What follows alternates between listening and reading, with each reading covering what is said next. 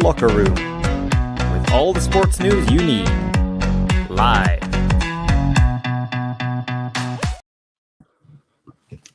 Hello, very good evening to you, and welcome to a big weekend of action coming to you with the League Cup semi-finals and the league action as well.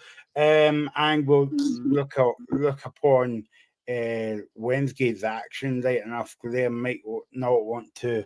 He might want to go behind the couch by that point. Actually, joined by Graham as always. How you going, Graham? I'm all right, mate. As long as I don't talk about Hearts, I'll be fine. 5 to 7 then. We'll talk about Hearts. I'm joined by Reagan.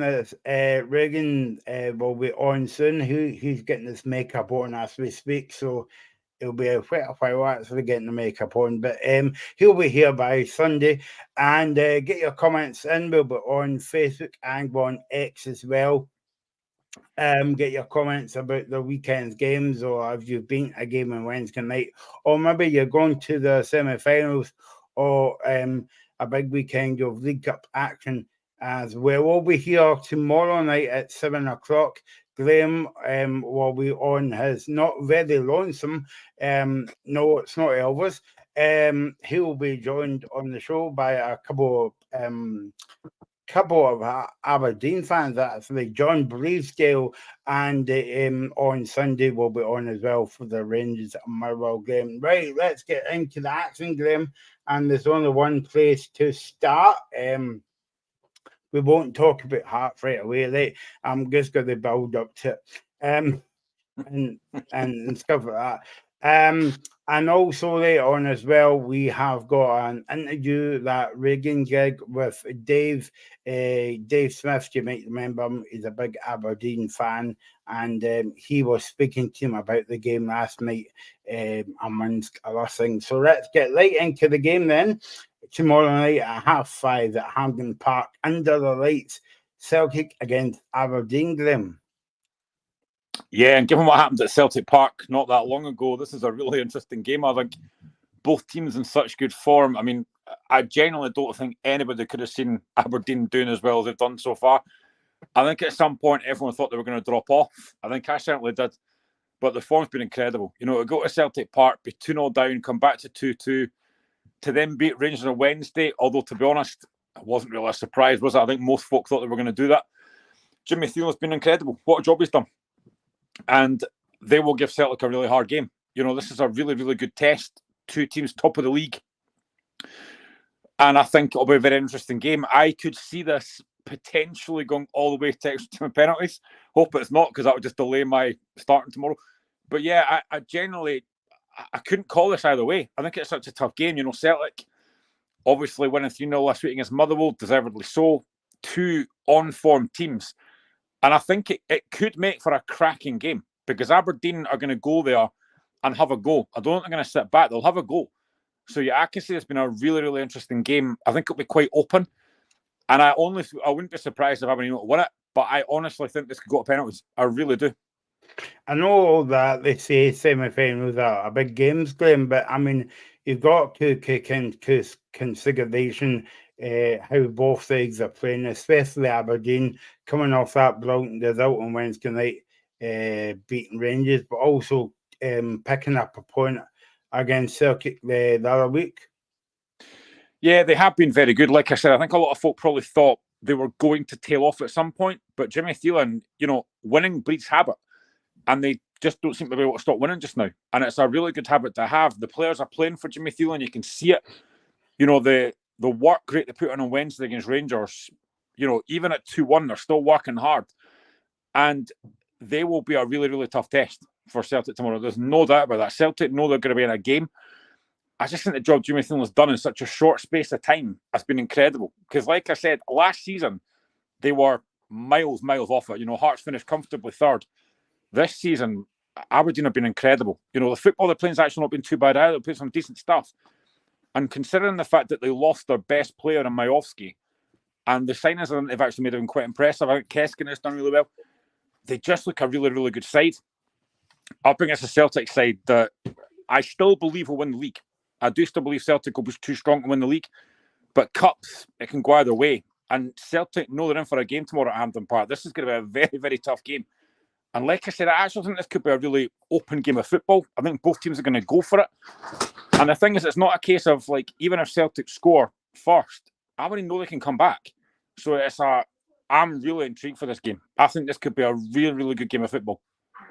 Yeah, well, of course. I mean, Aberdeen can take a bit of heart, Graham, because obviously last season in the Scottish Cup semi-final, they took Celtic to penalties.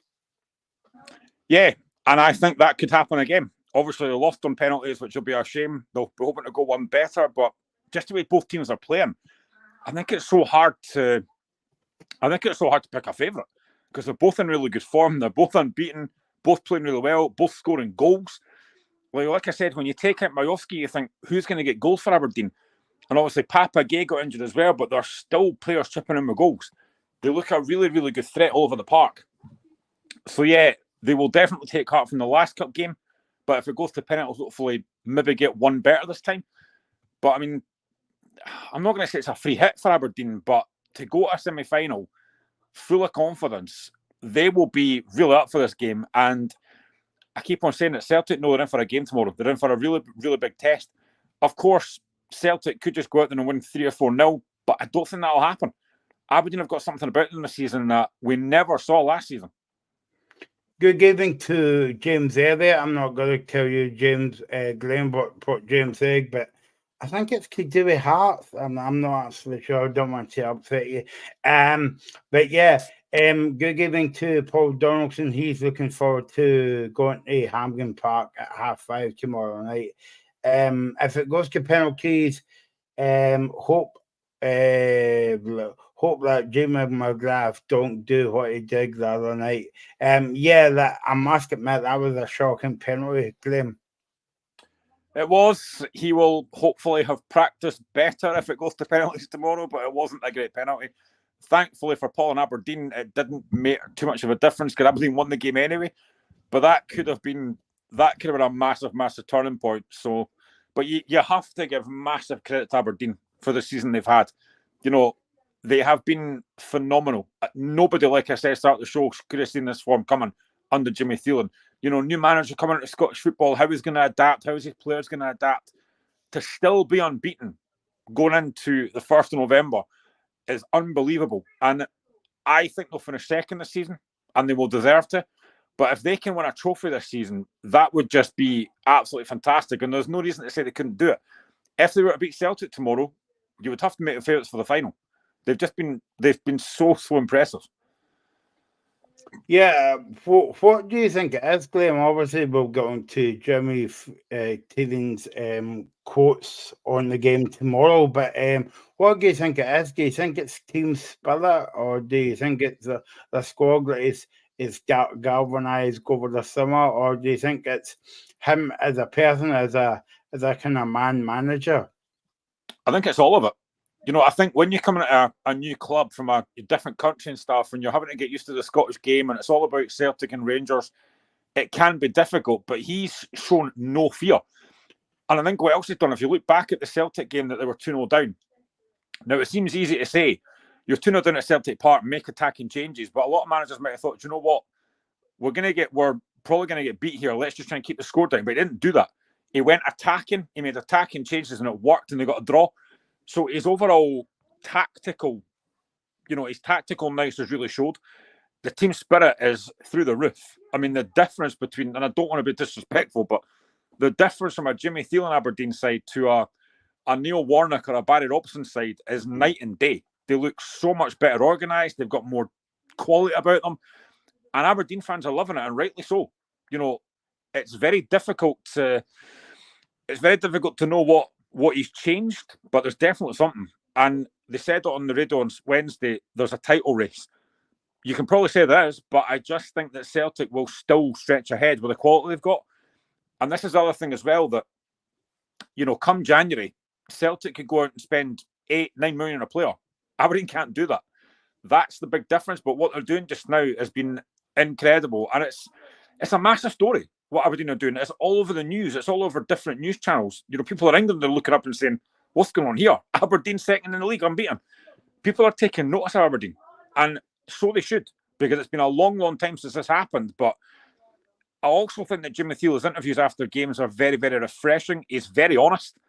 I like his honesty. He's just something that he's very refreshing for Scottish football. I wish it was Hearts, I'm not going to lie. But yeah, Aberdeen have been outstanding. They really have been brilliant. I think what you would say is take your hat off to Dave Cormack, because I remember doing the show with you, Graham, last season, and we were saying that he's only one manager away from the fans kind of voting with his feet and all that, and telling them where to go, basically. But I mean, full credit came as well. Paul Donaldson says, I think he will get the manager of the month for October. Yeah, I don't think you could argue with that, Graham, especially picking up a point at Parkhead and beating Rangers the other night. If he doesn't get that, there's something wrong. But I've said it previously, these awards mean nothing. They might be great for the manager and the players, but they mean nothing come the end of it. It's maybe nice stuff in your mantle. Maybe at the end of the season. Yeah. It's maybe nice stuff in your mantelpiece, but Jimmy Thiel won't care about that. He just wants to do well for Aberdeen and, win something. And there's every chance he could. And you're right, Dave Cormack does deserve credit. They had to make the right appointment after the last few have just failed spectacularly. I mean, I still don't understand why they brought Neil Warnock in for such a short space of time. That was mental. They had to get this right, and it looks like they've done it. And the fact as well that he's come in, he's had a full summer to prepare. I think what's actually helped him as well is the fact that he had that Premier Sports Cup campaign at the start of the season, so he managed to get a few wins on the board. And like I said, winning his confidence, and they've just not stopped. But I think you have to go back to that game at Celtic Park. That's where a lot of folk thought this will be the run coming to an end, and it didn't. It's been an unbelievable run, and you look at what he's done with Jamie McGrath. Jamie McGrath at times was a bit kind of up and down. You weren't kind of sure what you were going to get, but he has been outstanding for Aberdeen. Duke has come back in at the squad after his kind of sulk. He's looked really good. Graham Shinnie, middle of the park. Keskinen, Kevin Nisbet up front. Barely even mentioned him. They've got a very, very good squad, but it's the work rate, that they're showing. The work rate has been unbelievable off the ball and on the ball. The game against Hearts that we did, the live show on Sunday, Hearts should have won that game, but Aberdeen stuck in there and got the win. It just breeds confidence. These Aberdeen players going at the park now thinking, we can't get beat. And that's what you want.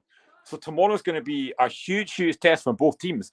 But like I said, if Aberdeen won, would anybody be shocked? I wouldn't be. Paul Donaldson says Dundee's Aberdeen's game against midweek is against Dundee, and that's a sellout.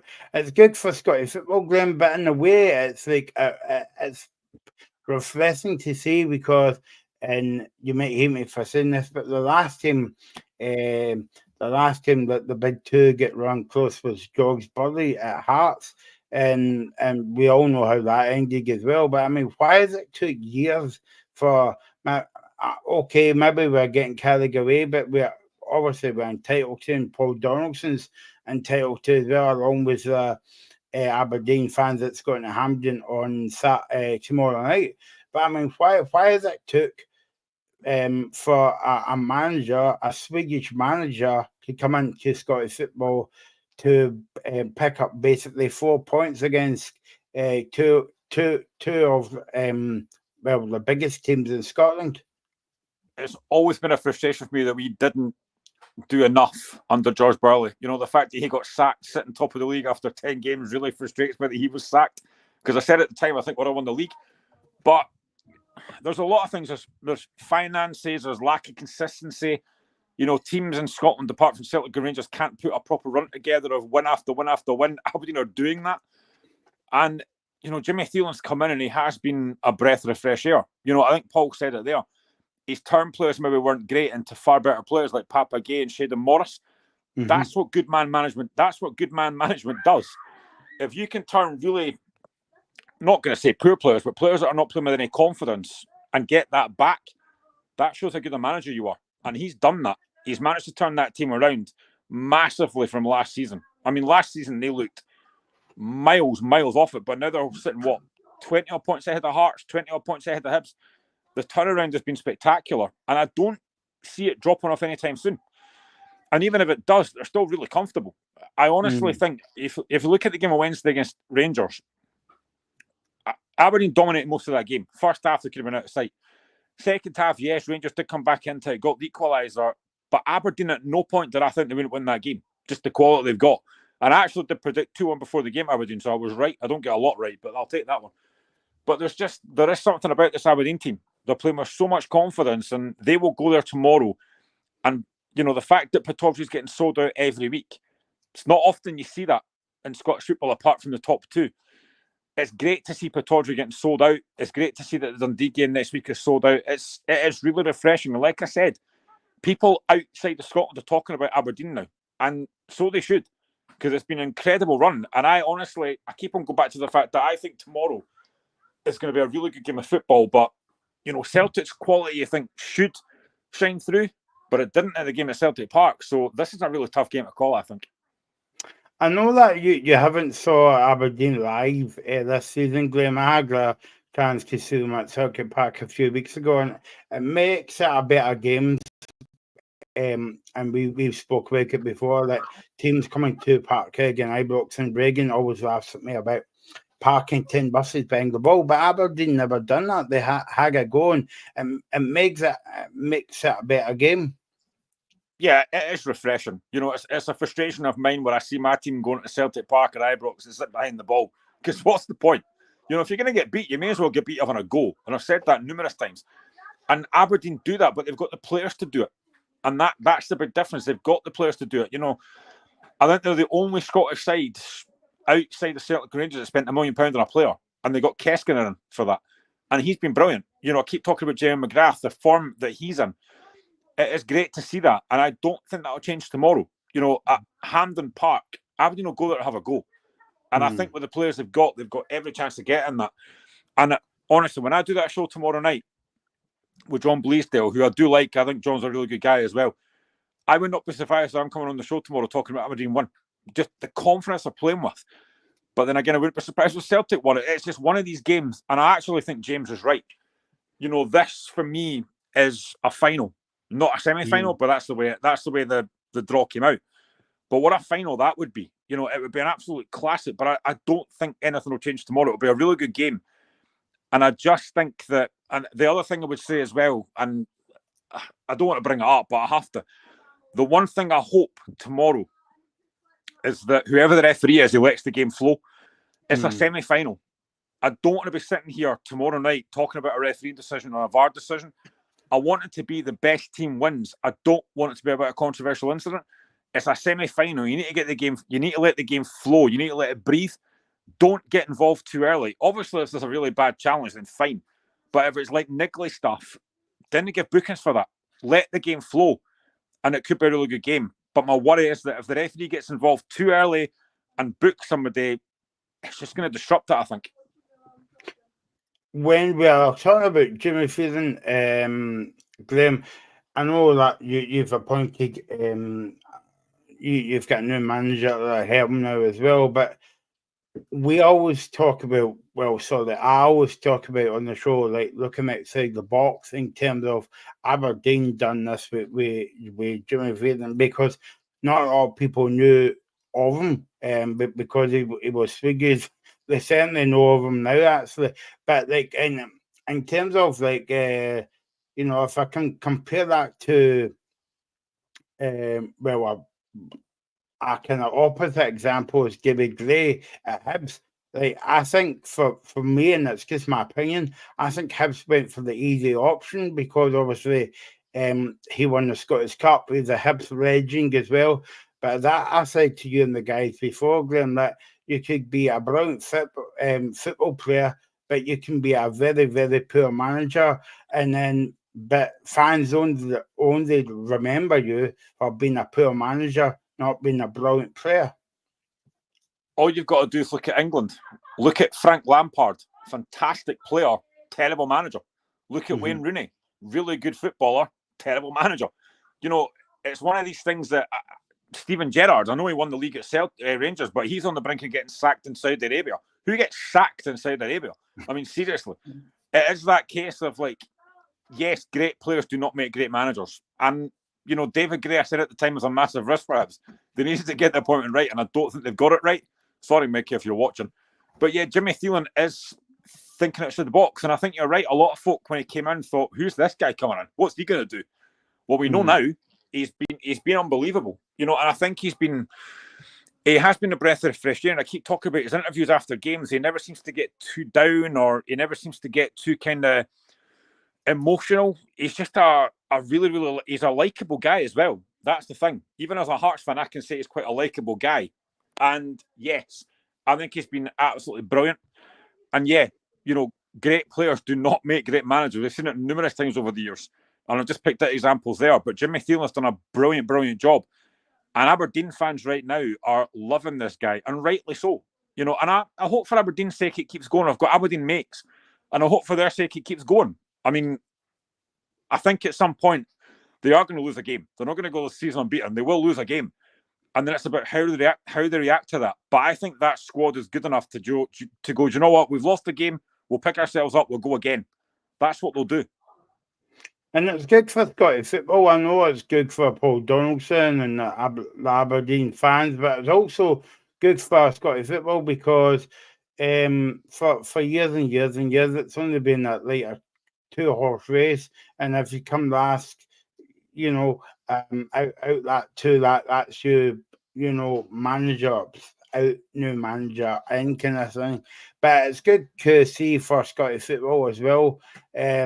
You know, and Skigga Sky and all that going on about the big two, Celtic Rangers, Celtic, whatever the case may be. But it's very good how they're talking about Aberdeen. Yeah, and so they should.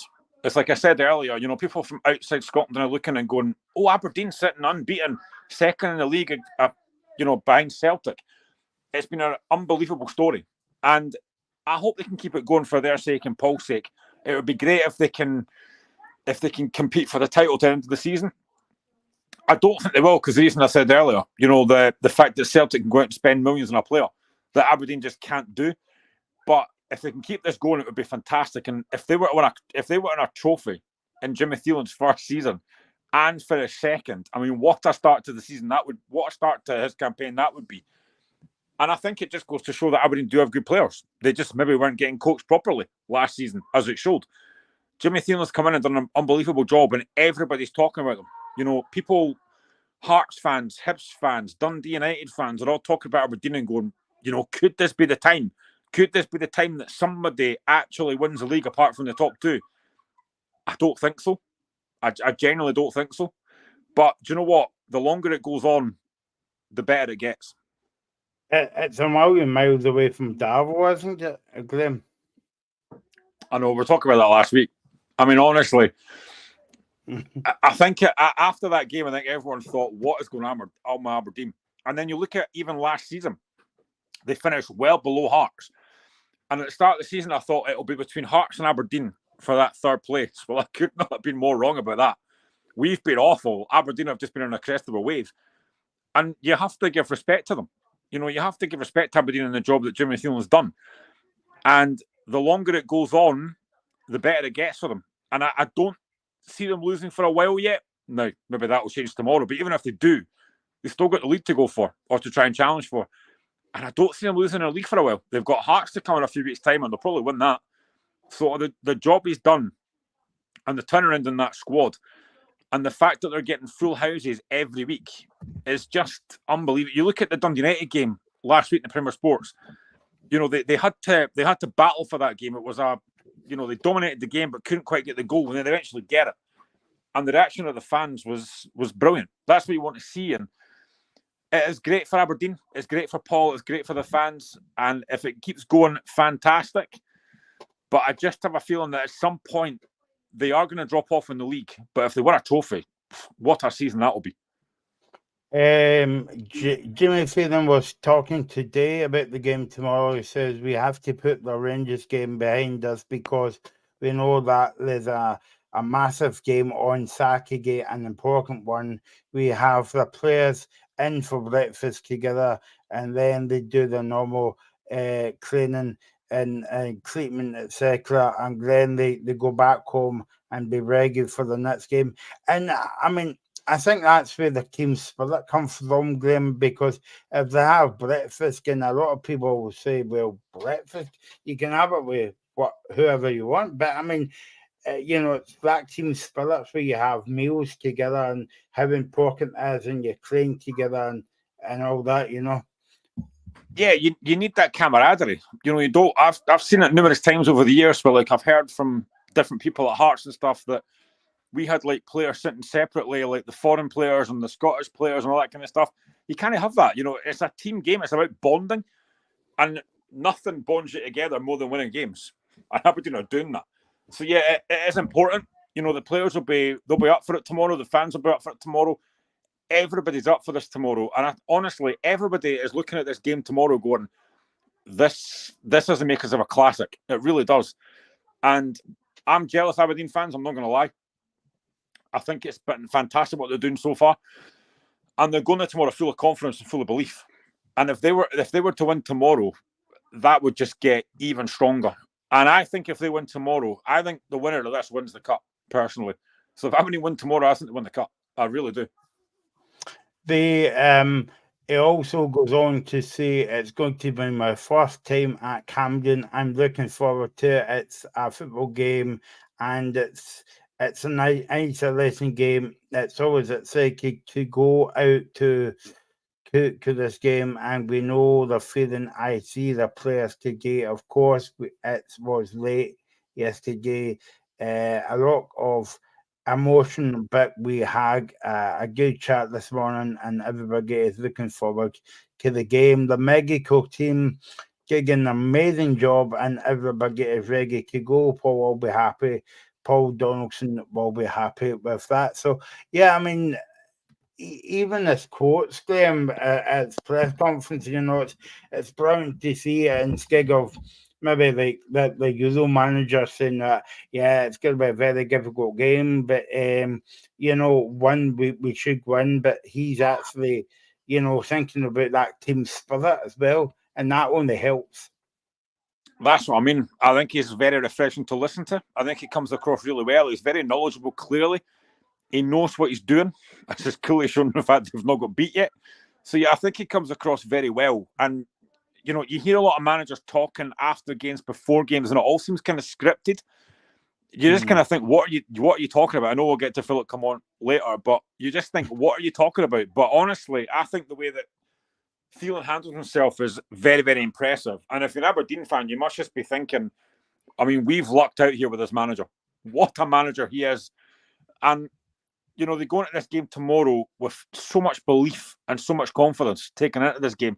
And also knowing that they can compete with Celtic. The fact that I go back to the game a few weeks ago at Celtic Park, to be 2-0 down at half-time and thinking this could be 4 or 5 here, to then actually be, they could have won the game in the end.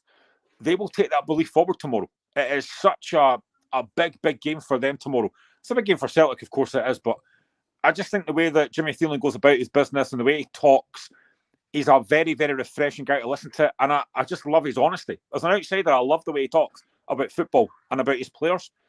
That's what you want to hear. Reagan has joined us now. Hi, Reagan. Hi, Michael. Hi, Graham. How you doing? All right, mate. Yeah. No, but you're going to the game tomorrow. Are you looking forward to the game? We were just talking about Aberdeen there. I'm looking forward to it, Michael. Should be good. I think it'll be a close match. I think this is probably the closest match for a long time. I mean, Celtic are playing well, but so is Aberdeen. So, I'm looking forward to it. It's going to be good, and it's going to be a great advert for Scottish football as well. So, that'll be good. Before we move on to talk about Celtic, Reagan, you were speaking to one of our old chums, as they say, on BBC Radio 4. Dave Smith, you took some time out to speak to him yesterday about the game. So, was Dave in good spirits, Reagan?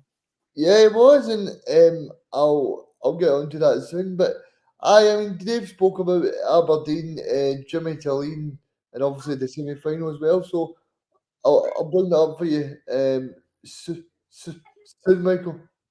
Yeah. So yeah, I mean, yeah, it's just a good advert for Scottish football as well. But so here's Reagan speaking Thanks for joining me, to. Dave.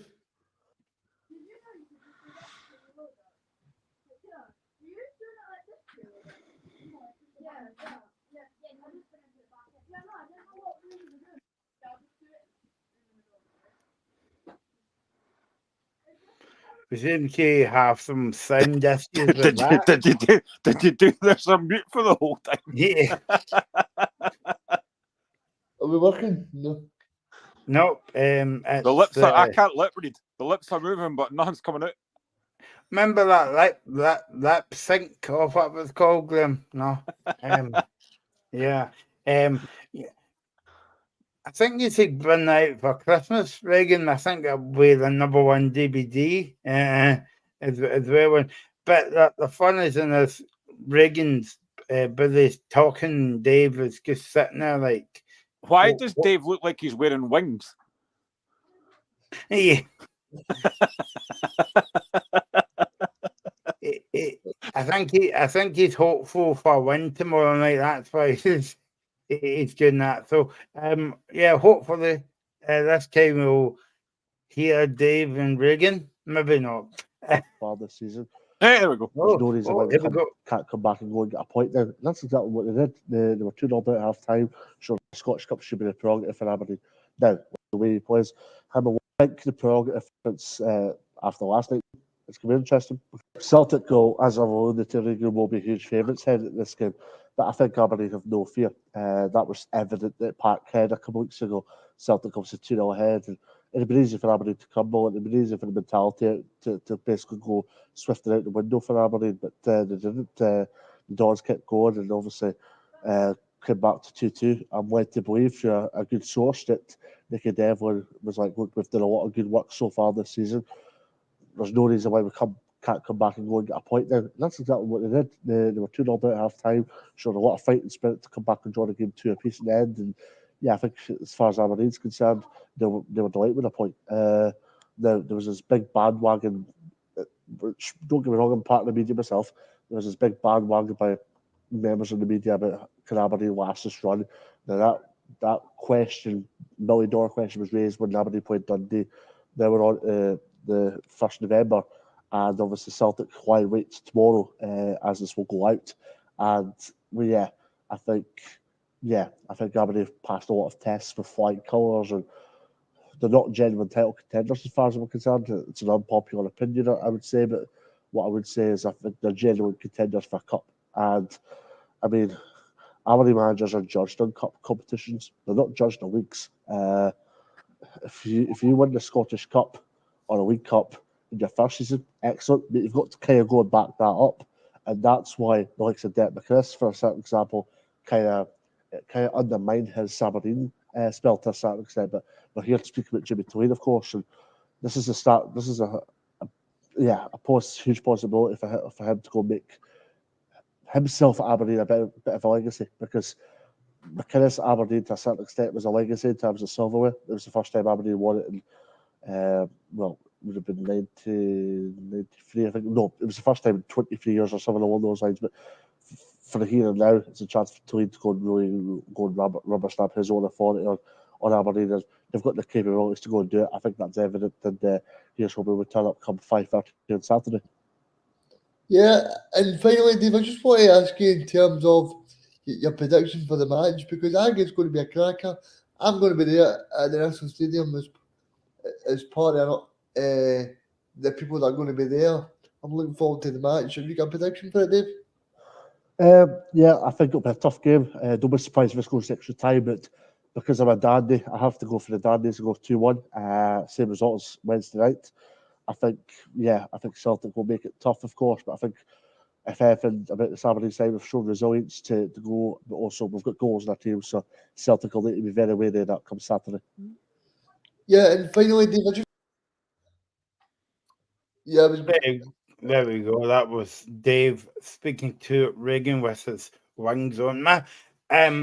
Halloween game. That was last night. Maybe it was dressed up as an angel or something. I don't know. You can Answers take your on mask. both You can sides. take your mask off now, Michael. Halloween's finished, pal. Yeah, I was waiting for that. Yeah, but as I said, the old ones are the good ones, Reagan, and that's how we've got Graham on the show as well. I was going to say, we were talking before you come on, Reagan, and Paul won't like us to hear this, or say it. But if Aberdeen gets beat, I would be very interested to see how they bounce back, because obviously they've not been beaten this season. Or do you think it's a case of, well, they get beat, but it was a brilliant achievement to get to the semi-final?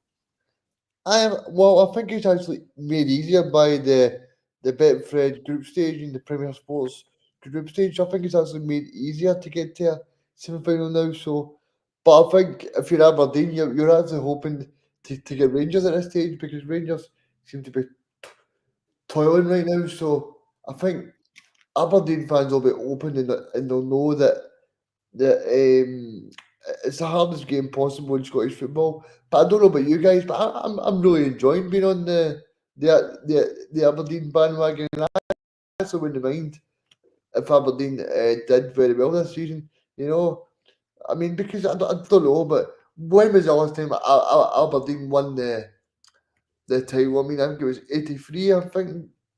Um, I know Graham and Michael are quite old, so they probably remember back to the times '83.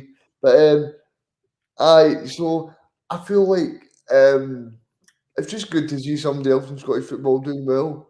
I think we can now officially say as well that Michael and Graham, that Aberdeen have secured third place. I think we can say that, because I don't see anybody else putting up any sort of challenge. There we go. Reagan Paul Donaldson says 1984, so you were a year out. I was close. But I can't remember that time. Let's ask Graham. See, Michael, you should have got that because you were born then. No, one year out as well. Back to front, mate. 1983, I was born. Big T. There you go. But I can't remember that time. But yeah, it's just refreshing You were a for. baby. I'm still a baby, but anyway, let's move on quickly, because I've a feeling Mr. Duffy will say something different. I'm quite worried now, actually. So it's just refreshing to see Aberdeen doing well. Right, let's talk about Celtic. Don't worry, Celtic fans, we haven't forgot about Celtic. It was just because Aberdeen's on a brilliant run of form. Beat Rangers on Wednesday night, and picking up a point the other week at Parkhead. Reagan, is Celtic going into this one in a great run of form? Yeah, I think they are. I think they're playing really well. I watched little bits of the Dundee game the other night when I had my eye on the Aberdeen Rangers match. Celtic played well. They probably should have been 2 up in the first 10 minutes. But Dundee, that's a great save for Schmeichel in the first 2 or 3 minutes. Michael, I don't know if you seen that yourself, but Schmeichel had a really good save in the first kind of 45 seconds of the match. Yeah, no, I get he's been refreshing for Celtic over the past couple of weeks. It's been the early part of the season, Graham, has been quite quiet, but now recently, because of the European games and whatever, and Aberdeen games, he's been making brilliant saves, and I think he'll be one of the key players for Celtic tomorrow. I did say that Schmeichel's an upgrade on Joe Hart. I've always rated Cash Schmeichel at Leicester City. I think he's a cracking goalkeeper. And I think the sign of a good goalkeeper is when you don't have a lot to do, but when you're called upon, you're actually there. And Cash Schmeichel is that kind of goalkeeper. He definitely takes after his dad. He will be a big player tomorrow. Now, Dave said that he thinks they'll go extra time. I've gone one more. I think he'll go to penalties. Said that earlier. I think this could go all the way. So Cash Schmeichel could be a big, big player tomorrow. But the other player that I think Celtic tomorrow could be important, and I mentioned in the last couple of weeks, is Luke McKeown. I honestly think he has been a really good signing for Celtic. I think he should probably start more games. I know why he doesn't, because he signed Engels for £11 million. Midfield's a strong area, but anytime I see Luke McKeown, I just think he's a really good player, a really good footballer. Whether he starts tomorrow, I don't know. But he, again, if he plays, could be a massive, massive player. Yeah, no, exactly. Good news on this injury front for Celtic. Regan Cameron McGregor was up today doing this press conference, and he's fine. He's fine and fit and ready to go. Aye, that's great news. I'm just wondering if he's match fit because he's not played in the last few weeks. You know that I would know how match fit works because I've never played football in my life, Michael. But if Callum McGregor's ready to go, then that's great for me because I think Celtic really missed him when he's not there.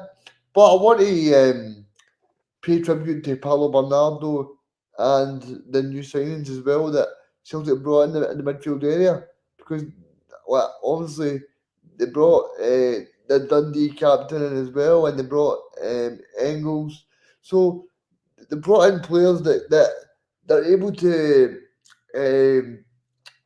say to Callum McGregor, look, we can you can take a night off, and I think that's been really important, Michael, in terms of over the past 5 or 6 years, even when Ange Postecoglou and Neil Lennon was here, that wasn't a kind of lucrative thing that Celtic were able to do. They were just kind of always needing to have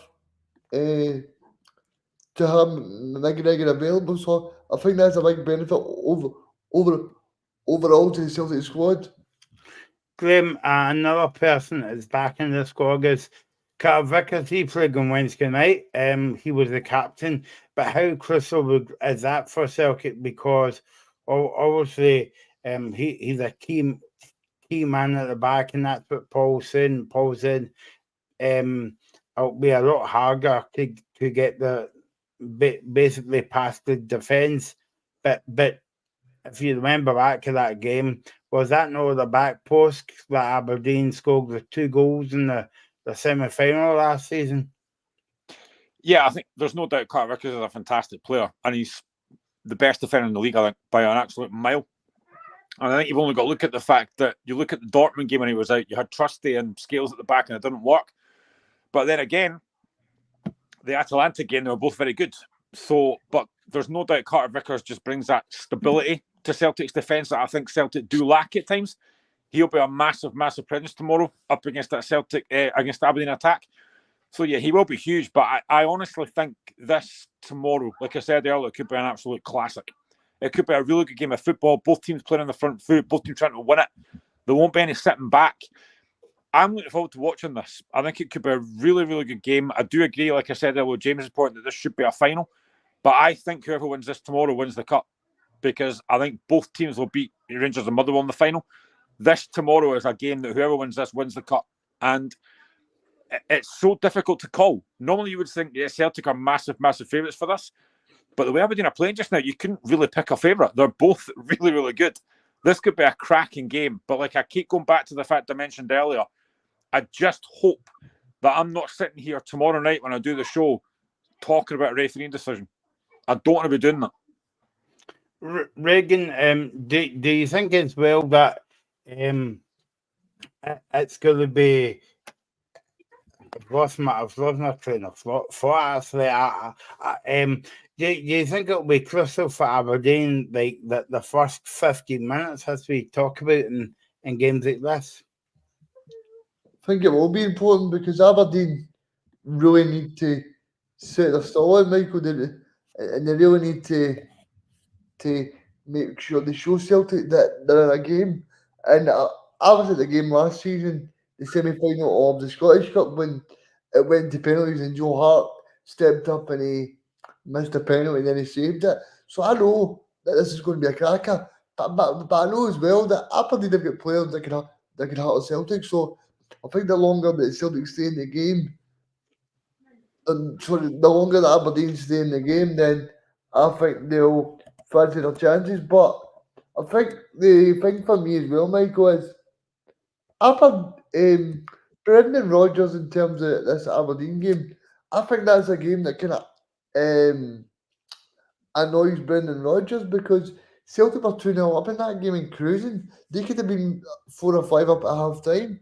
So I think if you're Aberdeen, you also need to respect the opposition and try and stay in the game at every point of the game, because in that game at Celtic Park, they stayed in the game and they ground out a draw. So fair play to them, and I'm really looking forward to this match tomorrow. Regan, I know that obviously when you're talking to Dave there, I know we're talking about the Premier Sports Cup, but Dave said that he doesn't think, as an Aberdeen fan, there's a title race. I know where he's coming from there, because I think at some point Celtic will just run away with this eventually. Do you agree with Dave? Do you think there isn't a title race, or do you think Aberdeen can keep this going? I hope they can keep it going. I like it. I'm enjoying it. I'm thinking Aberdeen are really pushing Celtic, and that's what Celtic need. You know, you don't want to be 12 points clear by Christmas, you know, and you don't want to be, you want to be enjoying it, and you want to be going there going, right, I'm checking my radio to see who's winning, who's losing.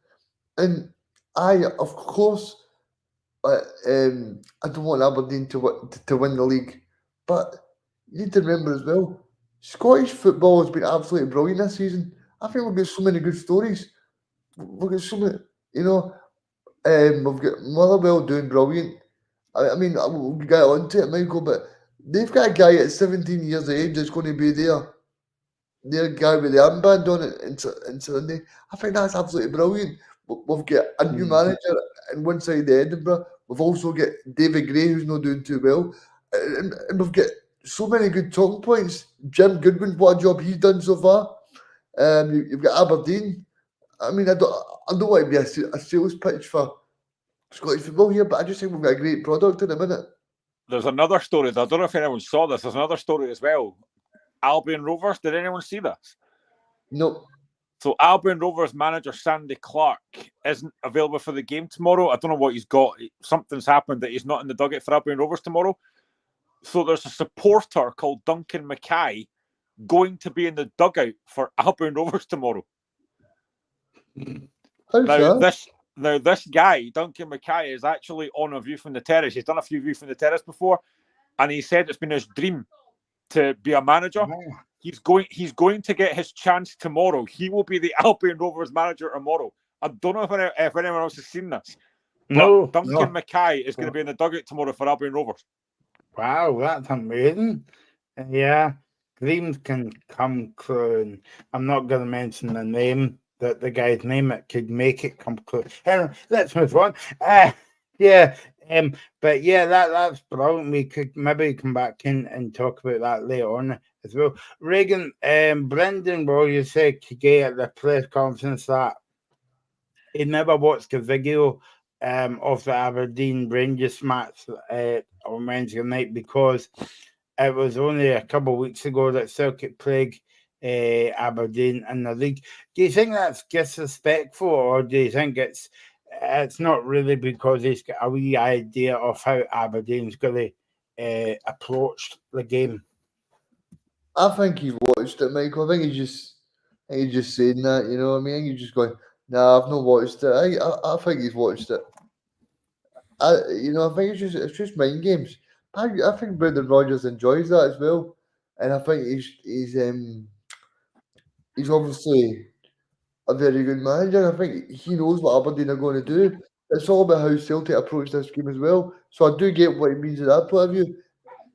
It's okay watching what Aberdeen are doing, what great things they're doing, but it's also important that Celtic execute their plan to perfection, because if Celtic do that, then there'll be no reason why Celtic are not able to go through to this Premier Sports semi-final.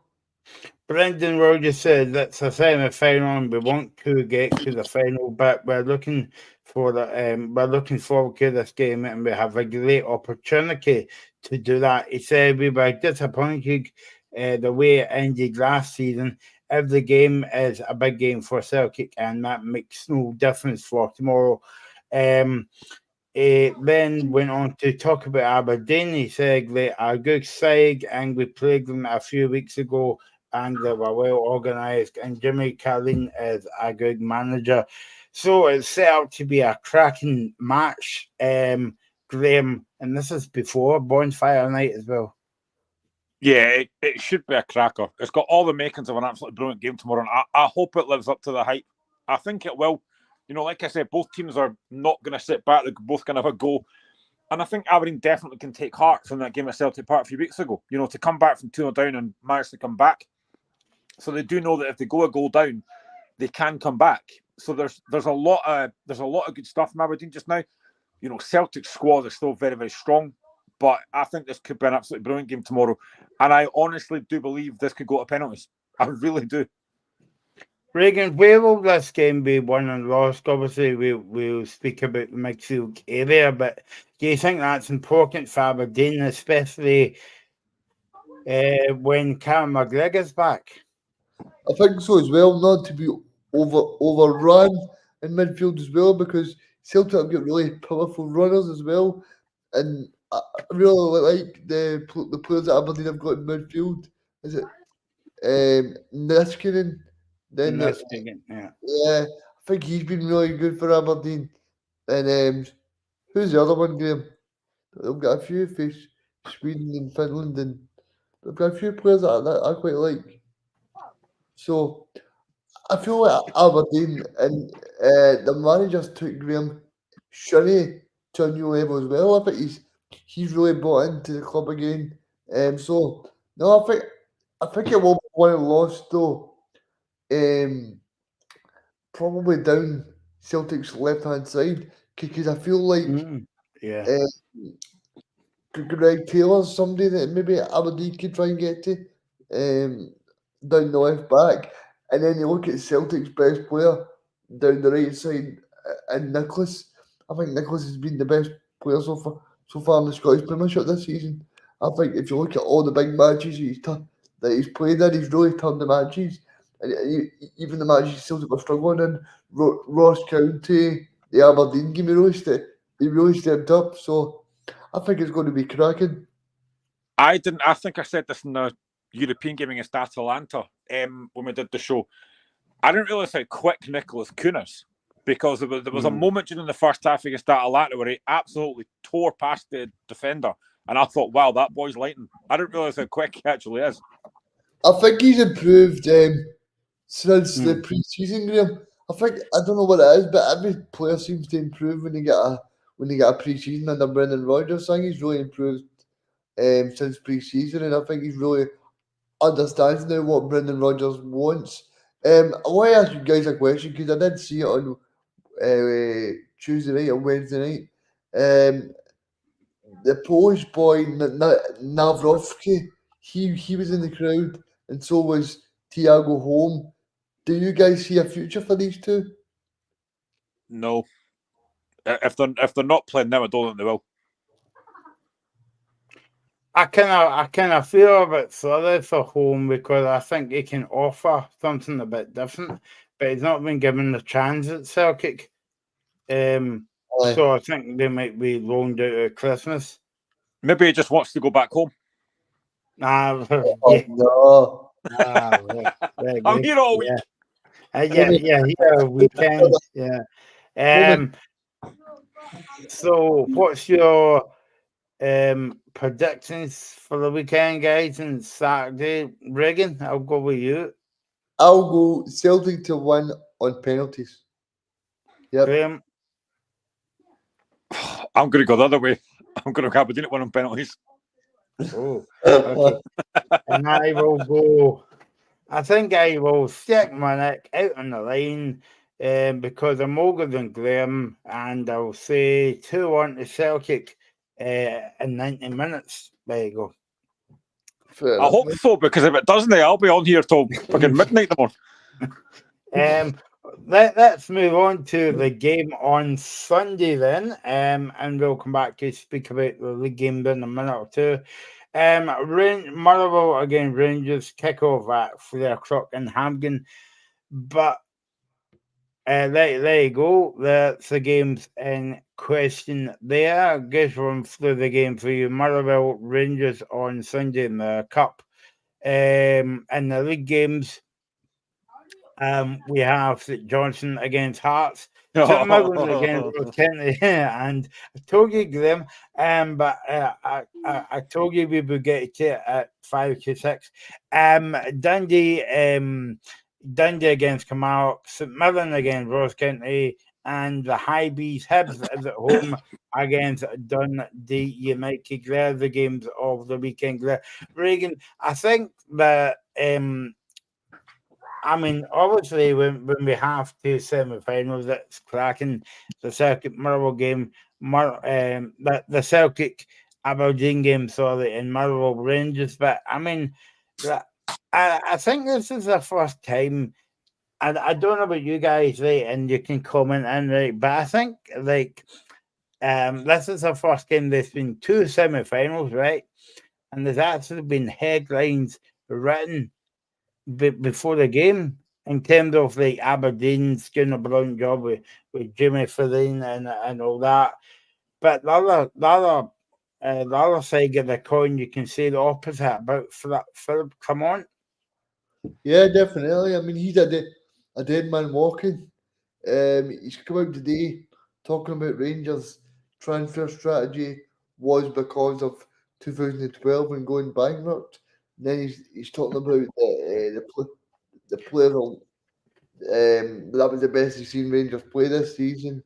You know, he's just saying so many things that people are not able to buy into anymore. Reagan, I was just going to pick you up on that point, right? And I watched that press conference the same as you, right? And I know that Rangers was in trouble and all that. Everybody knows that. But as a Rangers supporter, you would be annoyed for your manager to come out and say that.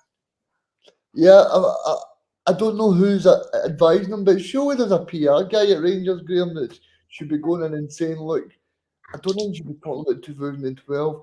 And also, I don't think you should be saying that it's the best performance of the season, because see these things that you're saying, all these fans are no daft. I mean, you've got people that are like to analyse matches now. They like to do podcasts like us. They like to do radio shows. They like to talk about it.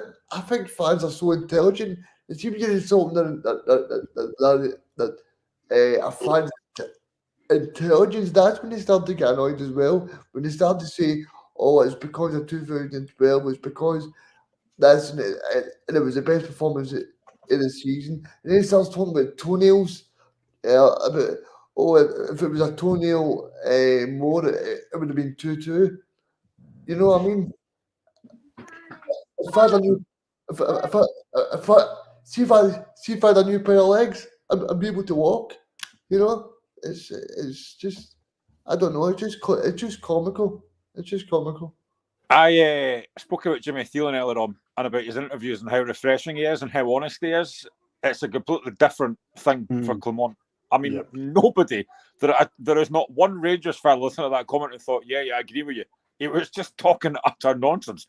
You know, football fans aren't daft. They can see what's put in front of them. They're not daft. They know full well that, yes, Rangers were better second half.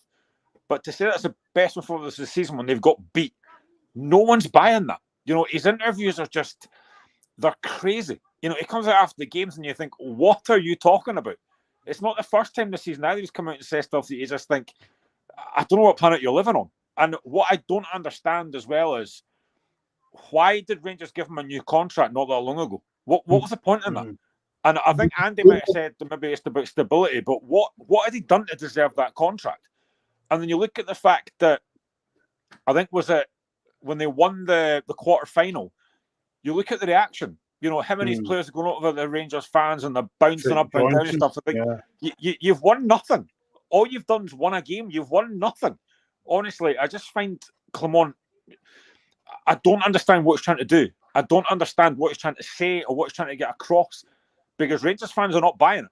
You can tell that right now. Any Rangers fan I've spoken to is not buying half the stuff that he says. And most fans want him out. And that is not a good look. Graham, if I can read you some quotes, right? He said today, right? And I'm sure he came out with big quotes another 9 times, right? But this is what he said today. By the way, the whole press conference was not talking about the game on Sunday. I was asking them about the game, and they think you still have the dressing room and all the rest of it, right? That's what it says, right? Now I picked out a few, right? I've not wrote a lot down, like, because it's like Groundhog Day listening to him at the moment, right?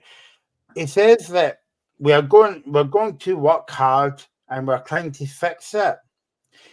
And then he goes on to say, I want to see more fight, but we are working on this. I think about football every day and night. I love my job. I mean, where do you want me to start with that? I mean, the comment about the fight thing, you shouldn't have to say that. You know, every team should be looking to fight. And this is the thing, again, I go back to Aberdeen. You look at the work rate commitment they put in on Wednesday. Like Graham Shinney's chasing back about 60 yards to win a ball back. Didn't say that for Rangers players. You shouldn't have to say that. It should be a normal thing that you fight for every challenge, but Rangers players don't do that. And I think that some of the stuff that Camont says, I just don't buy it. He's like a really poor version of Michael Beale. He's won one trophy, but performances have been really poor. The signings, I think, have been pretty poor as well. Maybe a couple have been all right. I think Cherny's looked a bit better, but they look miles off it. And it's all very well talking about, we need to try and catch up Celtic. Forget Celtic. You need to try and catch up Aberdeen. Aberdeen are so far ahead of Rangers, and Wednesday was not a surprise that they got beat. But comments like that, and the thing Paul said there about the Tonio being offside, honestly, it sounds like a guy that is desperate and running out of ideas.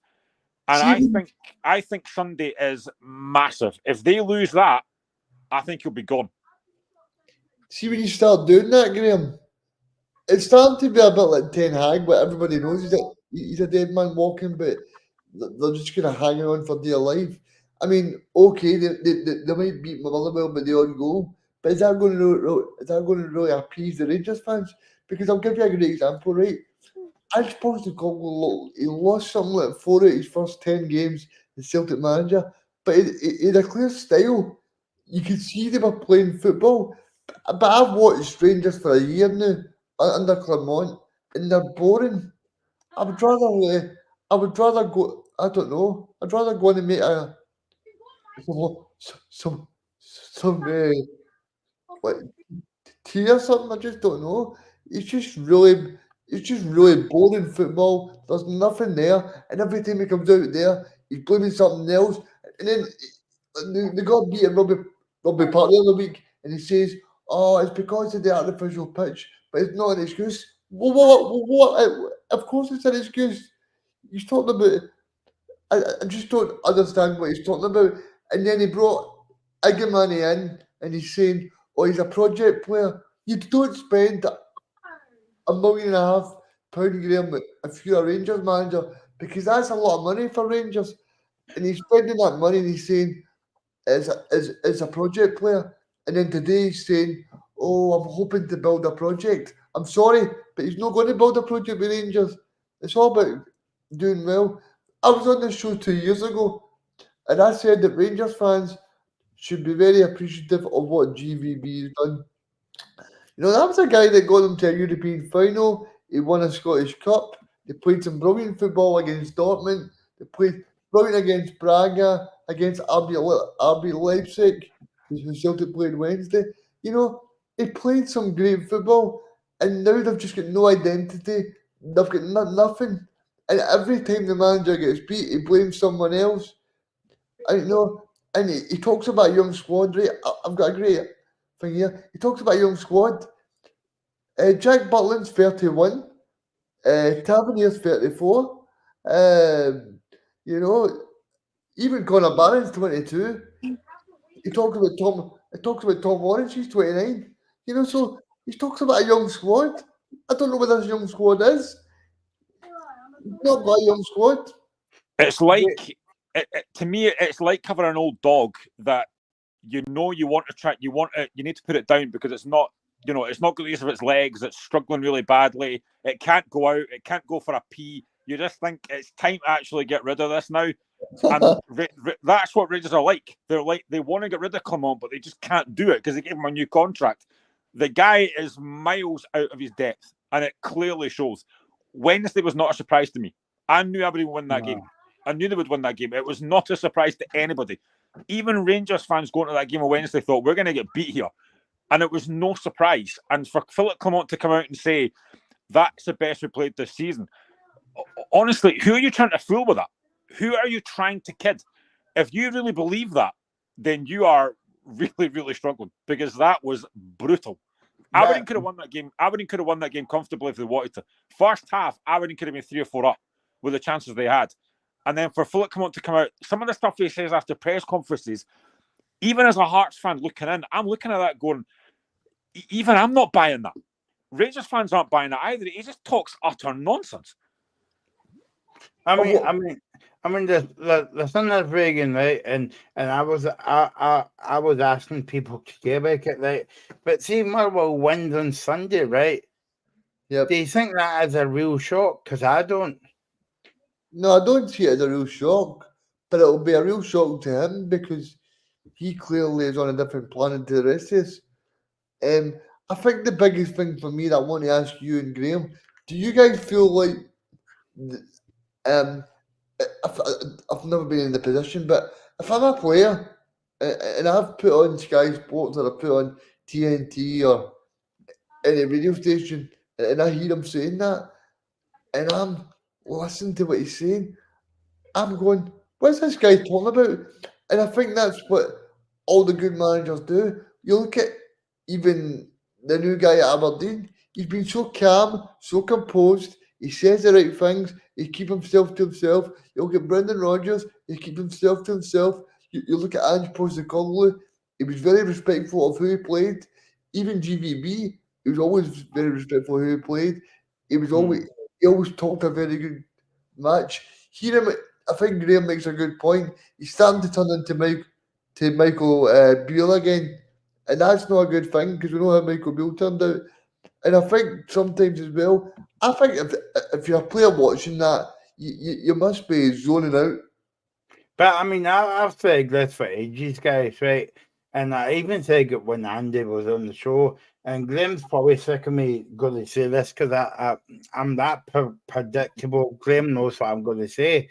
But I mean, when was the last time Andy and all that went to Ibrox and said, "Oh, I'm desperate to go back next week because the whole team played well"? It's the same thing that Reagan just said. It is very boring to watch. There's not a lot of it. You watch Rangers and it's not exactly exciting. You know, they beat Steaua Bucharest. We did the European game. They beat Steaua Bucharest. Fair enough, they played very well. But that Steaua Bucharest side were awful. They were a really, really poor side. I think the last European game they actually played quite well. They played some decent football. But apart from that, you're looking at that Rangers side and thinking, and if I'm looking at that Rangers side as an outsider looking in, and I'm thinking, how many Rangers players get in that Aberdeen or Celtic side? None. Absolutely none. Well, Graham, I was listening to a Scottish football podcast the other day, and what they were saying is, when's the last time you've seen Rangers play a proper style? And I would say it was a Hearts match. Remember the Hearts game that they played last season when Shankland scored and then Rangers scored 2 goals in about 2 minutes to win 2-1? That was the last time you've seen Rangers put proper pressure on a team. I don't know when that was, Graham, but that's one game I remember. I think Shankland put Hearts 1-0 up, and then Rangers got a penalty. Yep.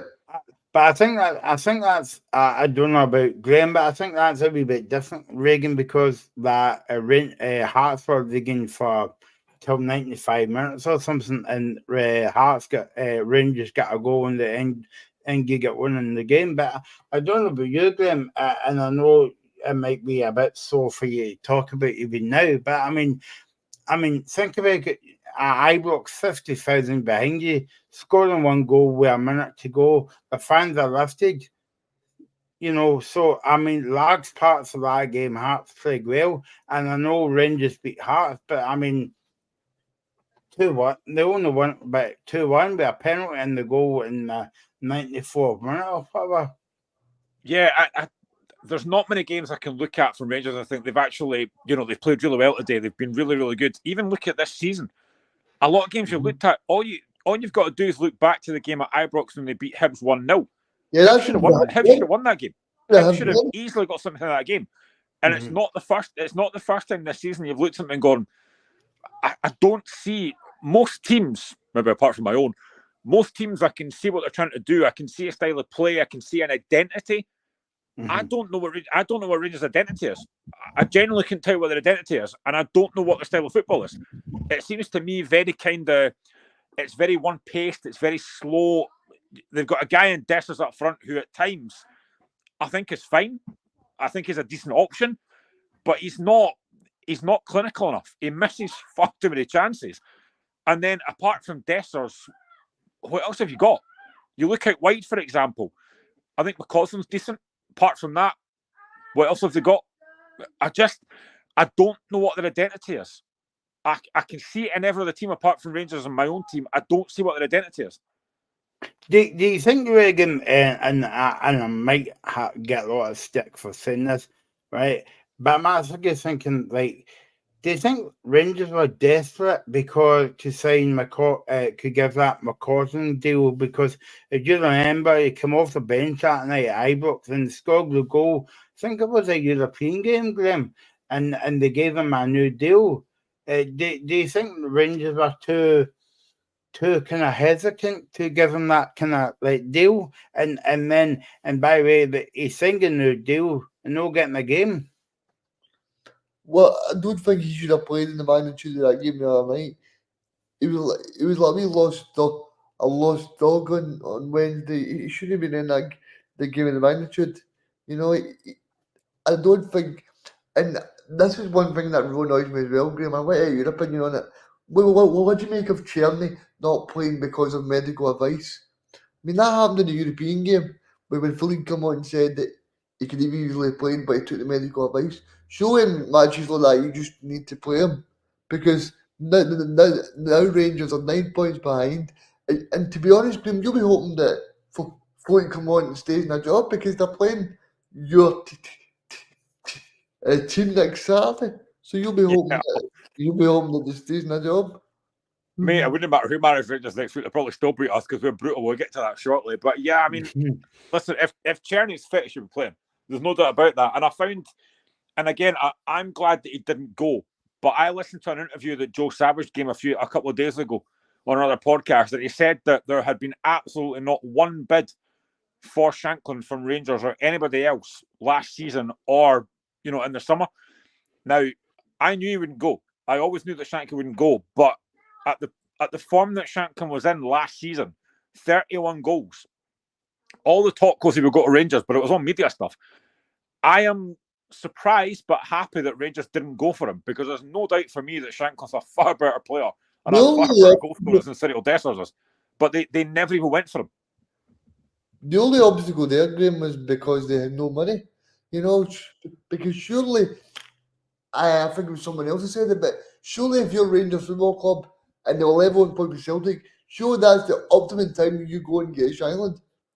The only answer I can find is because of money, because if Rangers would have had Shankland, he knows the way to the net.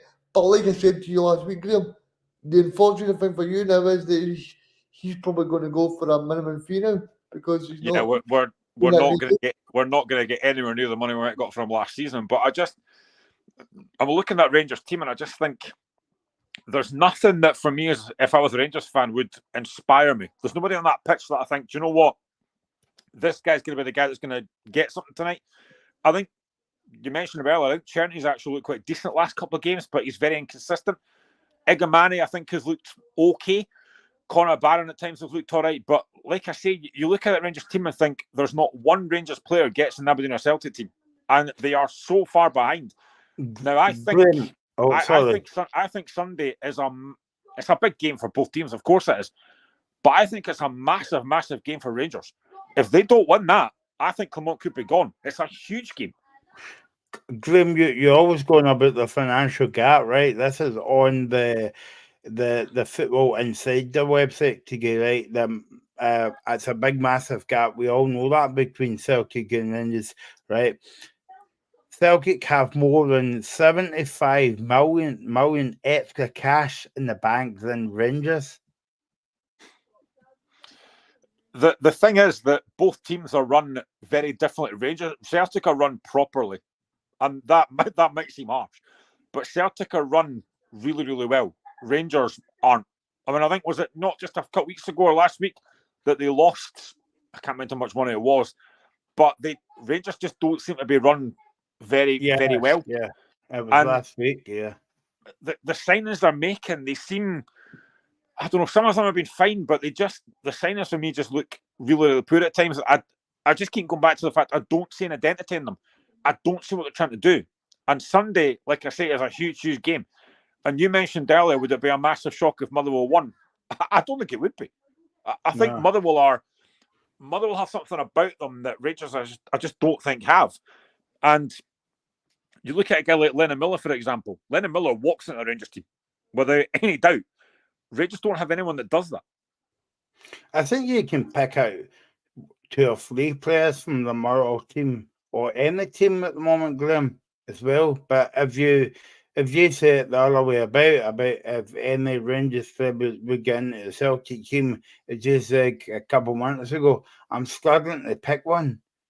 Maybe Butland to a certain extent, even though he's made some horrible mistakes this season as well. But I can't think of anything. I mean, Dessers and Kyogo miles ahead. You know, you can actually go. You know, like you can actually go through the whole team and say miles behind. But the problem with Rangers has got is they've not even got a board, a chairperson at the moment. And I know that if Clement, Glasgow, and Sunday, the people on the board can make a decision. But as we were saying earlier on, Graham, I mean, it's brilliant for Scottish football to have Celtic, Aberdeen, but it would be brilliant to see Rangers as well, because then again, it's back to the two horse race, because Rangers are miles behind Celtic and miles behind Aberdeen as well. And again, I know we're talking about Motherwell Rangers, but you look at the fact that when did Rangers actually last win a meaningful game against Celtic? Yeah. I mean, the only game they won was when Celtic had won the league already. So they don't even win the big games against Celtic. They don't win these big games. And it comes back to the point I mentioned earlier. Why on earth did they give Clement a new contract? Now they're going to have to, if they sack him, they're going to have to give him a big payoff. And you already talked about the fact that Rangers don't have a lot of money. So why would you do that? It makes no sense to me. If you're going to give somebody a contract, make it a rolling contract. But why give the guy a new contract when he did nothing to earn it? In my opinion, I might be wrong about that, but I don't think he's earned a new contract at all. And it really comes back to the fact that, again, you go through that whole Celtic team, that whole Aberdeen team, that whole Rangers team, player for player, Celtic and Aberdeen have got far better players than that Rangers team have. And to be honest, a lot of Rangers fans have said the same thing. You know, they're not fooled by Philip Clement's words. To come out in your press conference after another defeat and say that, oh, that's the best we played. No Rangers fans buying that. No. Not one Rangers fan that I've heard or spoke to has said, yeah, I get where he's coming from. Nobody does. And the board seemed miles out of sync with the Rangers fans.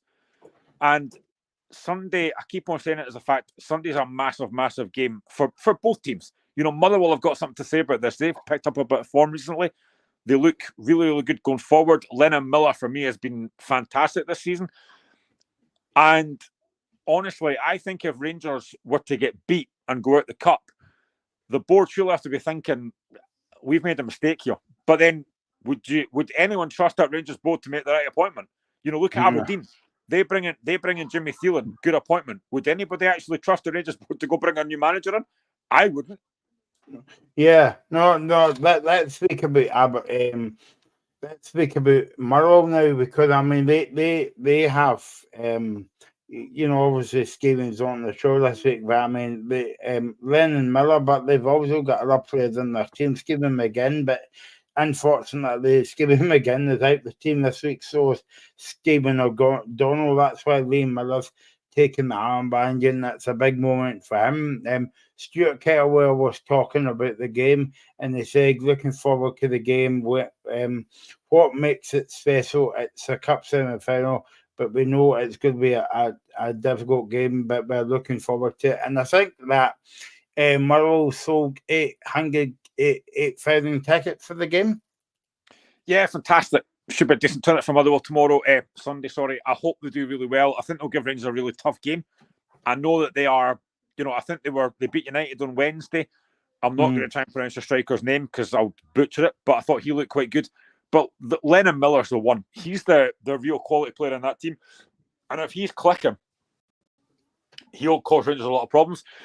You know, I think, again, we talk about managers and we talk about the fact that the managers get sacked too early. And all you've got to do is look at, I've said it before about Kettlewell. You know, the fact he went on that really poor run, but they didn't sack him. I think he's done a decent job this season. Motherwell have definitely improved. I totally disagree with Kettlewell's comments last week about the red card for Liam Gordon and Maeda. Yeah, that is an absolute straight red card. And I like Stuart Kettlewell. I think he comes across really well.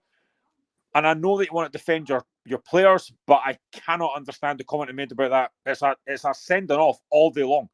So I don't know why he's complaining about that. But I think it's a really, really big game on Sunday. And like I said, if Motherwell won, I would not be surprised. They're up against a Rangers team that are vulnerable. Motherwell can definitely cause them problems with the pace they've got up front.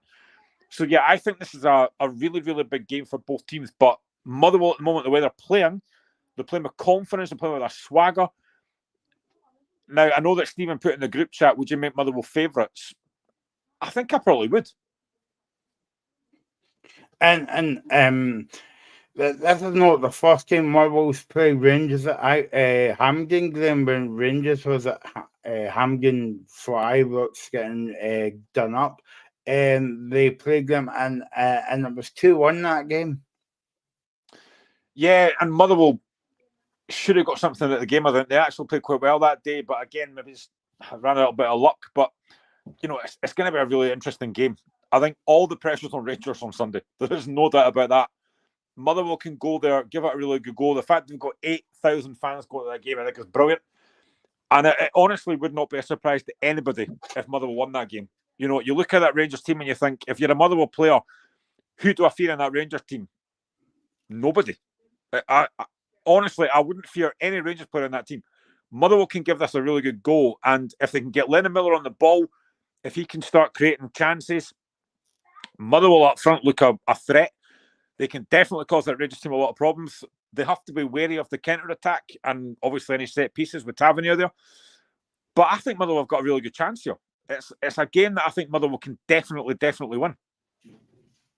Yeah, no, exactly. And I think you're right about Stuart Kettlewell as well, because, I mean, we said it in the past, I mean, you've got history with Hearts, and I don't want to bring that up as well, but to be a half, but like managers are getting sacked too early. I mean, and you look at the night, I always remember watching Murrow up at Ross County, I think it was, and they get beat 3-0, and Murrow was on a bag runner for him, and you saw the fans shouting, waving at the players as they go off.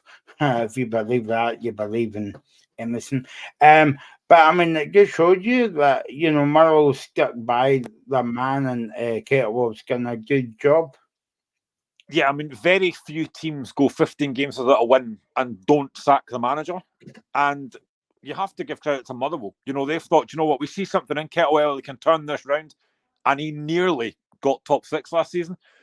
They started this season very well. I think they've signed very well. Recruitment's been really good. I mean, recruitment is so important. It is really important to get that right. And I think they've recruited very well. And yeah, they can definitely have a really good season this season. They're right at the top end of the league. They're definitely going to be challenging for that top 6, maybe even top 4. And if they can get to a League Cup final, I mean, the draw, you know, it has been all right to them. but they've still had to win the games, and I think they've been very, very good. And I've been very impressed with Motherwell so far this season. And listen, we all love Stephen on the show. He's a really, really great guy and stuff. And I hope for his sake that Motherwell can win the game. And honestly, I think there's every chance they can. I think they'd rather be playing Rangers than Aberdeen or Celtic, that's for sure. Yeah, that's a good point. Yeah. So that's the second semi-final on Sunday. Motherwell against Rangers, and the game tomorrow night, 5:30, Celtic against Aberdeen, and we'll be here all weekend to bring you up to speed on what's been going on at the National Stadium. Okay, let's move on to the league games and games. Oh no, do we have to? Yeah. So Of course we do. As part of the season, yes, we do. Yeah, no, oh no, we don't. Oh, me and Reagan's just warming up for the pantomime where the back end of a horse. Anyway, the games at the weekend, the Johnson and Hearts. I'm at the front, by the way. St Mirren against Ross County, Dundee against Kilmarnock, but Hibs and Dundee. Like, right, guys. Before we talk about the game, right, because I'm stalling for time here because I know Grim doesn't really want to talk about the game, right? But see, when I was looking at the fixtures yesterday for the show, right, I was like that, am I going insane? Because Dundee played Kilmarnock a few weeks ago and it was a 2-8 draw. But then I was speaking to Alistair today and he was saying that it's because it's because the games have been moved about and because of what the way they're meant to be in the game this weekend, Graham, and all that. But lucky for you've got a game. See, before we get to that, right? Can I just go on a bit of a rant? Now, again, I didn't want to bring this up, but I have to because I saw it before I came on air earlier on. So again, the review panel at VAR has come up with a few things. Now, again, apparently, Celtic should have had a penalty for the challenge on Maeda. Now, again, we talk about this all the time, and I want to bring this up again because Alistair asked in the chat earlier on, do folk like VAR? Now, again, how can you get that wrong? I don't understand how you can get these things wrong. We spoke about with the guys when they came on the show from Behind the Whistles podcast. Now, again, I've said before, I don't think VAR is the issue. It's the officials that use it. But again, you've got an official on the park, and then you've got the guys in the VAR room. You can clearly see it's a penalty on Maeda. How can you still be getting these decisions wrong? Now, we know that English Premiership have had VAR for a lot longer than we have, and they still make mistakes. It's still human error. But how can you still, come November, be getting these decisions wrong when you have a screen right there? I don't understand how you can get these wrong. And I know that obviously Martin Atkinson has now been appointed after the other guy left. But I don't understand how you can still get these decisions wrong. They are so easy to work out. How can you still get those things wrong? Before bringing in Reagan, right, obviously Graham knows how to press my buttons a wee bit here, right? Remotely, I would say. But the thing is, Graham, right? I say at the time, and I think we all said in the show as well, that Willie Corn's coming in to do a good job to do the VR show. But see, when you think about it, right, when Derek McInnes and Brendan Rodgers and Farrell come on is speaking to Willie Corn on a Monday, I'm going to give Willie Corn a nickname, right? And you know what his nickname is? Sorry Boy. Because that's all he's there for. Because what else do they do, Graham? Because if you phone them up to say, we should have had a penalty Monday, Willie Corn's going to say, yes, I know, I'm sorry about that. What are you going to do? Are you going to have the game again because you never got a penalty? And I'm thinking now, I don't know about you, Reagan, but I'm thinking now it's a stupid idea.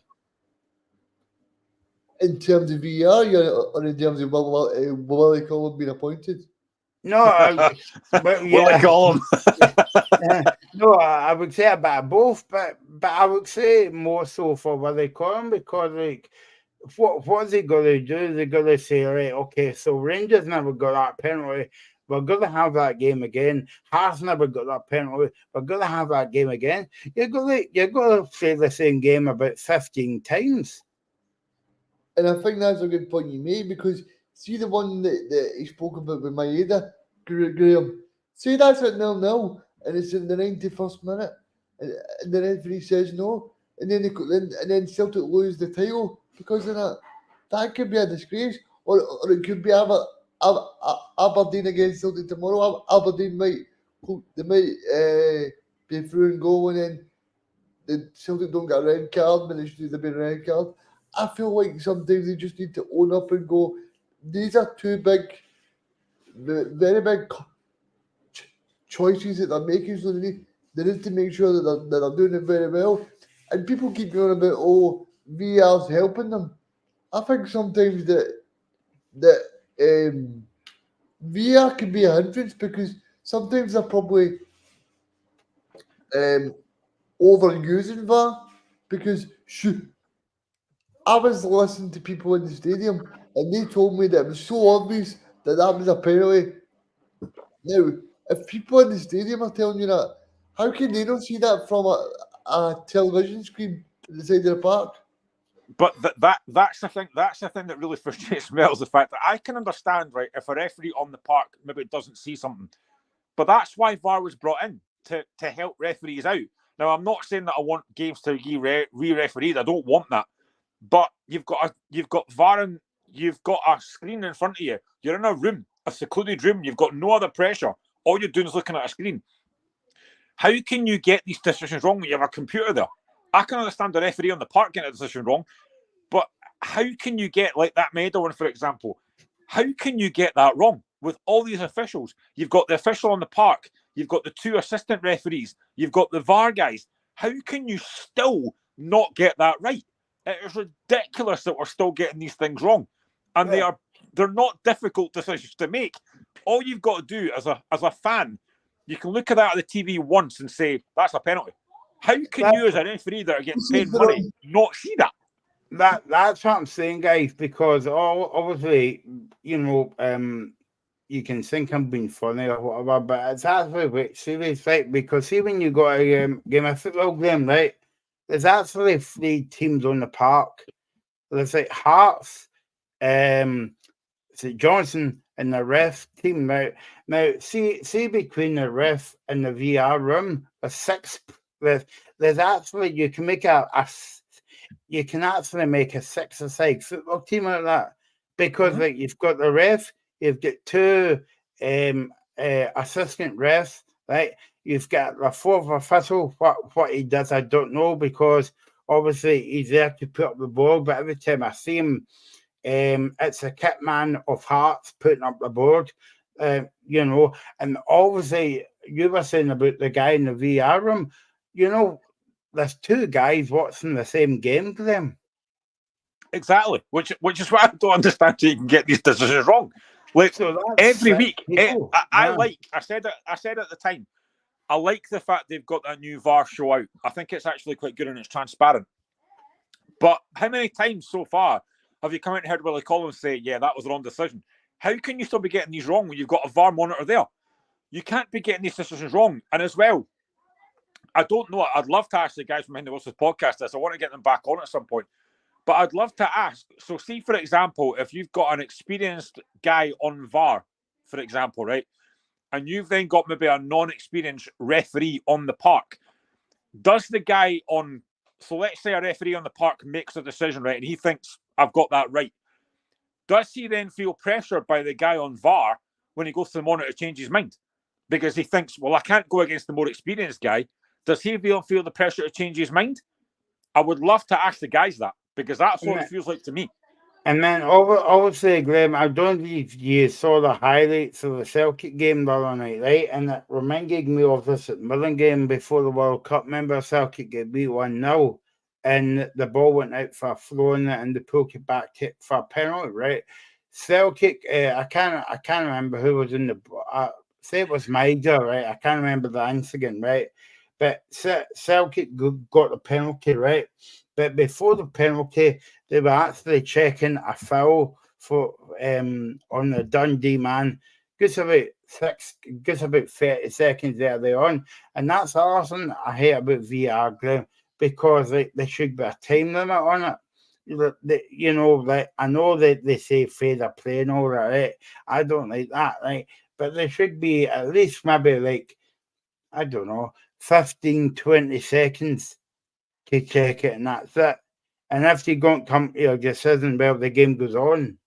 Because you can't go on for like 2 or 3 minutes, you know, because Yeah, and we're that's not that. getting anywhere. Yeah, I completely agree. And I said this to the guys as well, that see if you're making a VAR decision and it's taken more than a minute, then it's not clear and obvious. Like that's what it was brought in for. It was brought in for clear and obvious decisions. And if you're not able to make a decision after a couple of minutes, then it's not clear and obvious.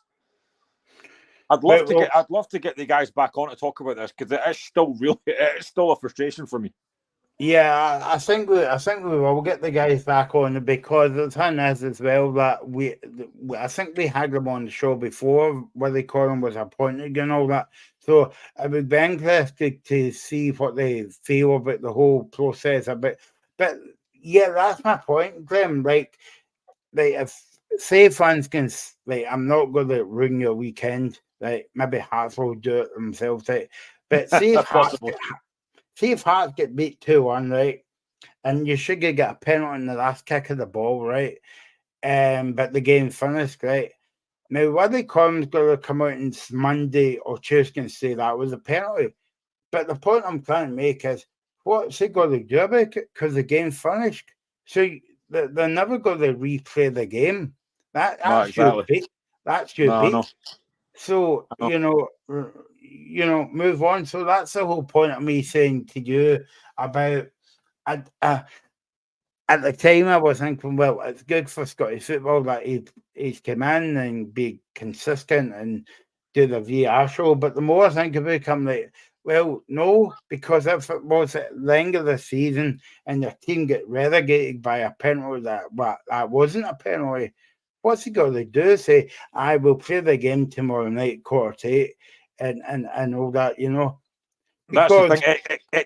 It's money. You know, it's all about money. You know, like you just said there, a team could get relegated and obviously lose their Premier League place, and the money that it would cost because of a VAR decision that's clearly wrong. You can't get these things wrong when you've got a screen there.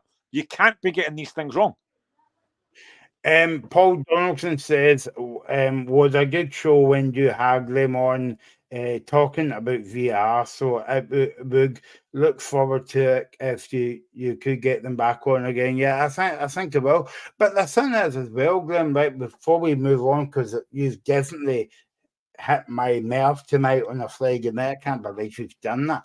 But the thing is, right, if they're going to replay the game, right, that's because they put press on that ref to say, oh, by the way, I never gave him a penalty, but I better give him a penalty if it wasn't a penalty. You know what I mean? So like the press that automatically goes on him again.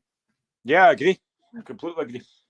Liverpool says on YouTube, hello. So hello to you. Hopefully you're doing well. Right, Graham, I've kind of stalled for time, by the way, and I'm not going to.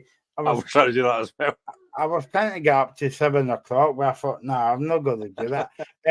So I'm going to put Graham out of misery now, right? And talk about the game tomorrow at 10. No, it's not 10 Castle. It's at Dermot Park. It's at Johnson against Hearts. And Sunday's show could be very interesting as Graham and Alice is on the show. So you're talking about tomorrow night's semi-final being box office. I think this show could be box office as well. What do you think of Neil Cripsey? His honeymoon period is definitely over. Even though he got off to a good start, what is it, 7 points in the first 3 games? I am very concerned. Now, I've kind of spent the last few weeks saying we're going to be absolutely fine. We'll easily get top 6. The squad's too good. I am now worried about relegation. I think it's a serious possibility. And any Hearts fan that doesn't think it is deluded. We are, the first few games on the Critchley, it was fine. We beat Ammonia, played really well. We beat St Mirren, played really well. We got a draw against Hibs, which was not a great performance, but we got a result. But Wednesday night was back to normal again. It was 71% possession, but did nothing with it once we got 1-0 up. We created nothing. And in the 2 goals we lost were so poor. I mean, in 15 games this season, all competitions, we've scored 15 goals and conceded 23. At both ends of the park, we are so poor. I talked about Shankland earlier. He's got 1 goal this season, and that was my worry. If he didn't score, who else would? We are really struggling. And my worry is after tomorrow, our next 3 league games are Rangers, Celtic, and Aberdeen. I can't see where points are coming from. I am genuinely very, very concerned. And I said this to mates a couple of days ago. I don't see where we're going. I don't see where we're going. And the squad is a good squad. But generally, what Stephen Naismith has left us with has been an absolute disaster. Players are miles off form. We are back to normal again where we get a lot. In most games this season, we've dominated possession and done nothing with it. And Wednesday was the same. Every tomorrow is absolutely huge. We have to win this. And I'm very concerned. Yeah, no, I just showed you, Graham, that you don't get a lot of time in Scottish football as well, no matter if you got off to a good scack as well. Yeah, that's what Clitsy was saying about 70% of the ball the other night, but it's all right. As we keep saying on the show, Graham, it's all right having 70% possession, 7 shots at goal, but all the fans that interest you again is, have you won the game? I've said it previously, stats mean nothing. You can make stats look as good as you want. 71% possession. Kilmarnock had 29% possession and won the game. That's all that matters. They did something with the possession. We didn't. I've seen this numerous times with managers over the past few years, not just at Hearts, but every manager wants to try and control possession. But it means nothing if you create no chances or no goals. And that's what we're trying to do. We're trying to have possession, but it's based on nothing. We don't go anywhere with it. We look a shadow of the team we were last season. It's a night and day compared to last season with Aberdeen. Last season, we finished 3rd. We were comfortable, played some decent stuff. This season, it's been terrible at times to watch.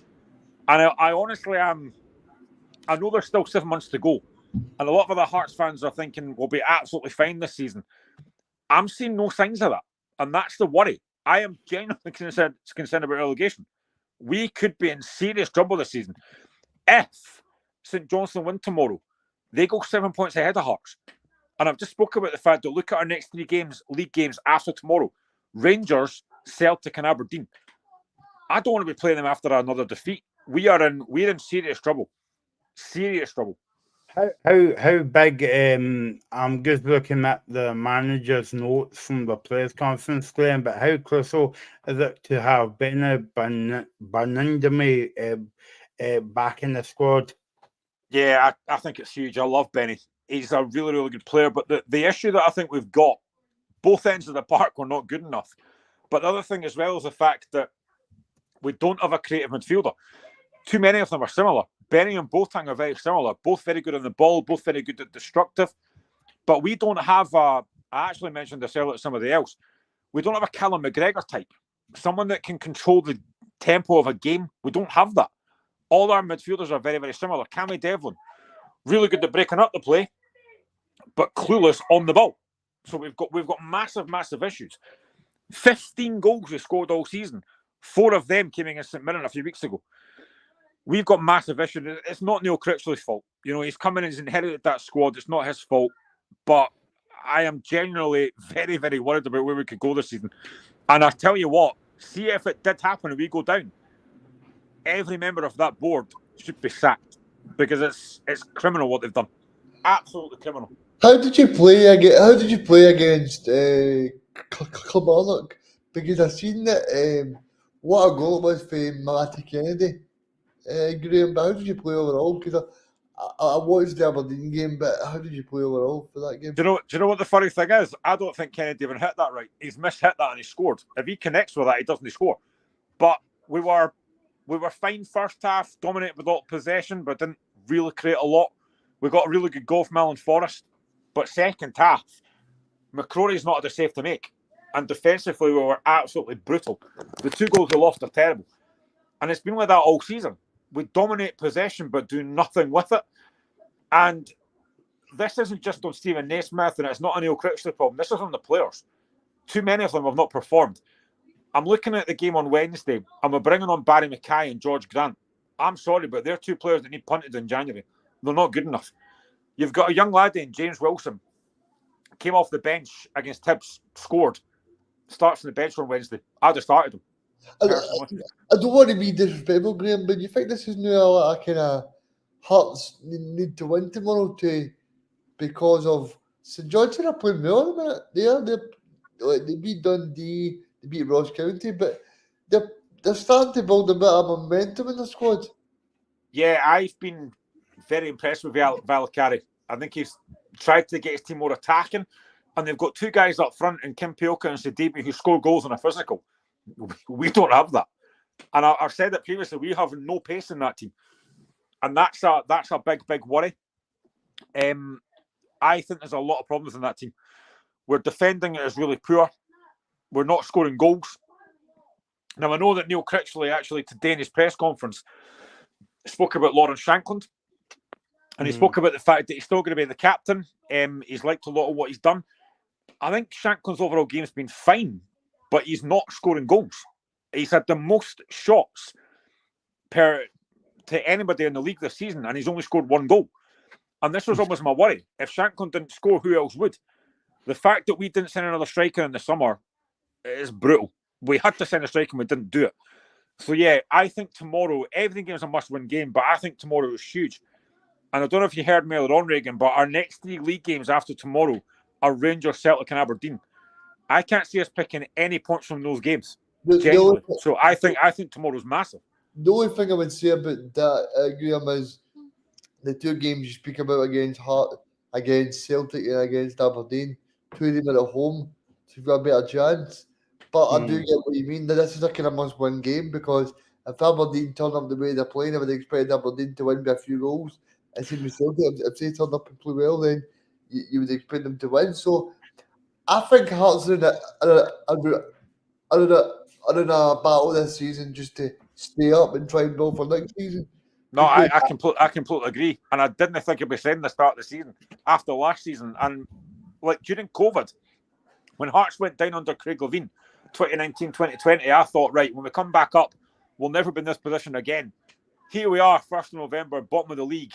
And it's just been, I said it at the show earlier on, I didn't see this from Aberdeen this season. I did not see this from Hearts this season. I did not see the fall-off we would have. Start the season, we drew with Aberdeen Rangers 0-0, decent point. After that, it's just been a complete decline. And it's been awful. It's been so poor. I think we'll I'm going to save Graham's blushes and move on from the game because we're a bit tight for time. But a quick word on St Johnstone, Graham.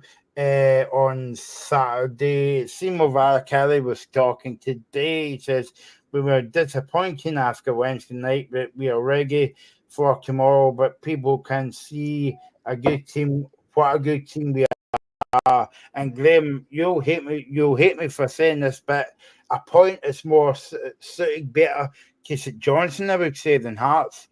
Yeah, we have to win. There's no doubt we have to go there tomorrow and win. And our record at McDermott Park has not been great. It's been better recently. But I think Valakari is a decent coach. And the fact that he's trying to get his team to play more expansive football, more attacking. I mean, it couldn't be any worse than it was under Levein, let's be honest. I think if we go there tomorrow under Craig Levein, we'll win the game. But under Valakari, different game. I genuinely don't know what to expect tomorrow. I couldn't sit here and say I think we'll win because I genuinely don't know. Okay, the second game tomorrow in the Premiership, it's all Spurs, it's all about the houses Few games on Sunday, Reagan, St Mirren and Ross County. St Mirren and Ross County. Yeah, I think it'll be a cracker. St Mirren playing well at the minute. They got a big win with some good goals against St Johnstone during the week. So I think overall, I think St Mirren probably fancy to win this game. I know you're running out of time, Michael. So I'm just trying to go at quick speed here, but I think St Mirren will fancy to win this game. I think Ross County have got the players as well to cause problems that roar and hail and things like that. So I think it's got all the makings of a cracker. Yeah, no, exactly. And that's a shame because obviously we go into too much detail, but I mean the headlines has been written off the park by St Mirren this week, and we're going to go there, but you know it's quite bad for Oh, definitely St is. Mirren to see that. It definitely is. It's not a good look for St Mirren. It's not a good look for Scottish football, and we just hope that everyone affected is okay. Yep. Okay, and let's go on to the games on Sunday then. Graham Scacken was Dundee against Kilmarnock, as I say, Glenhold Day, because this was a few weeks ago. Yeah, tough game to call. I mean, Dundee, I didn't expect them to get anything off Celtic, to be honest. It was a better performance. And Kilmarnock, obviously, on the back of that win against Hearts, they certainly have picked up. The form's been far, far better, which I expected. I'd probably maybe go for Kilmarnock to win this, to be honest. I think it'll be a difficult game, but I think Kilmarnock might just sneak this. I think, and Matty Kennedy's got a guy on form. Kyle Vassell up front is such a physical presence. He's such a really good player as well. He was involved in, obviously got the second goal on Wednesday, and he was involved in the first. He's such a threat. I can see Kilmarnock winning this.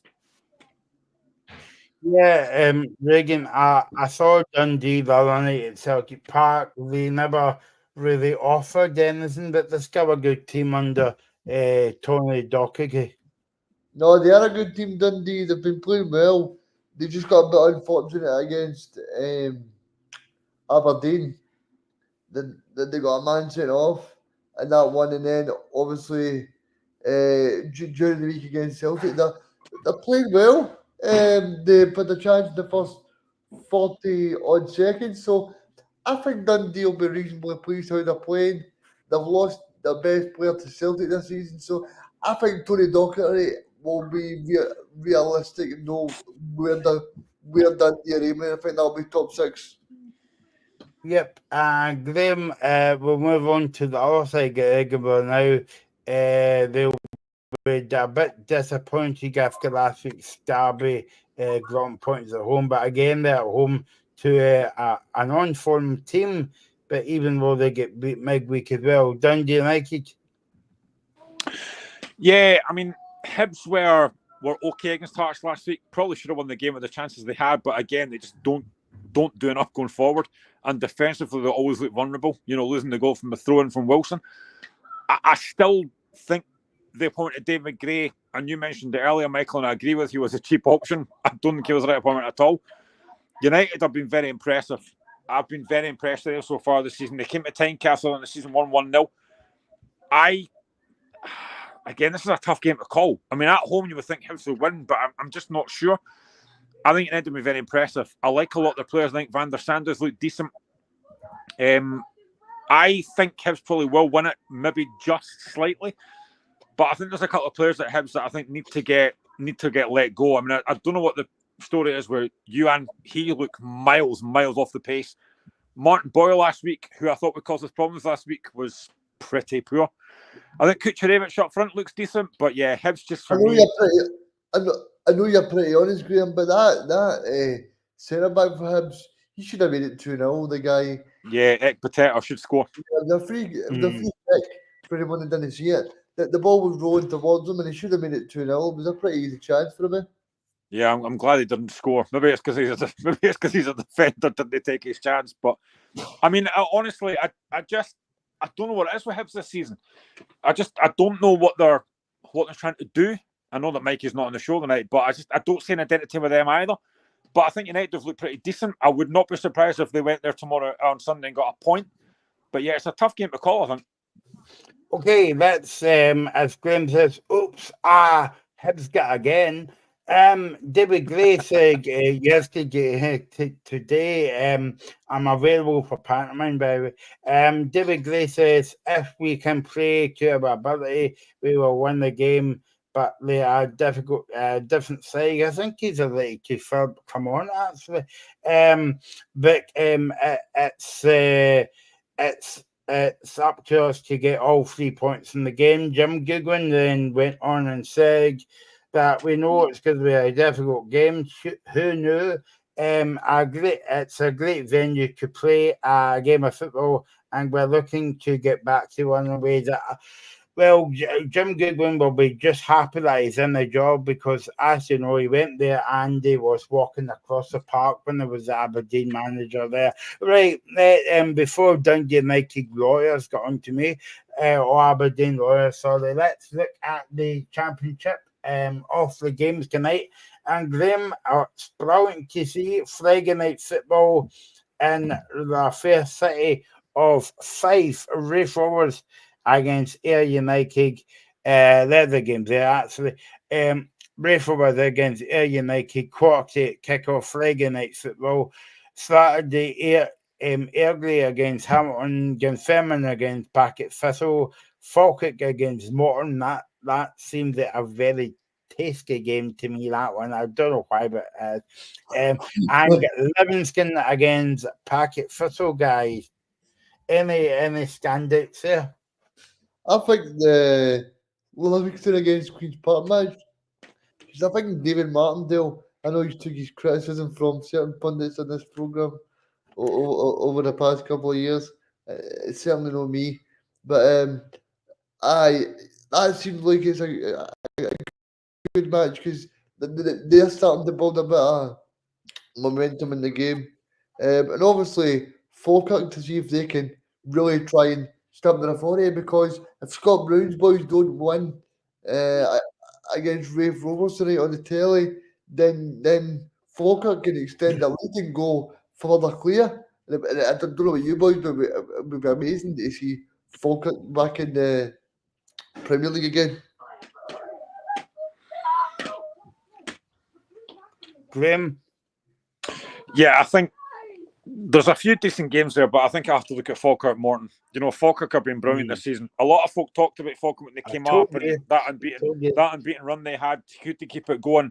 I know that run ended a few weeks ago, but they've been so impressive this season. I would not be surprised if they did come up this season. I've been disappointed with Raith Rovers and Partick Thistle this season. I thought they'd have been right up there, but it's not quite happened. Livingston, I think they'll definitely be in there. You know, I think David Martindale's done a decent job. And speaking to a Livingston fan a couple of days ago, he's been impressed by Livingston this season. And Danny Wilson, they signed as well, who's got plenty of experience. I said it so many times, the Championship is such a great league. Anyone could win it, but I think Falkirk can be good. And one more thing as well, I want to say as well before we finish on the show, well done to Scotland women for winning that game against Hungary a couple of days ago.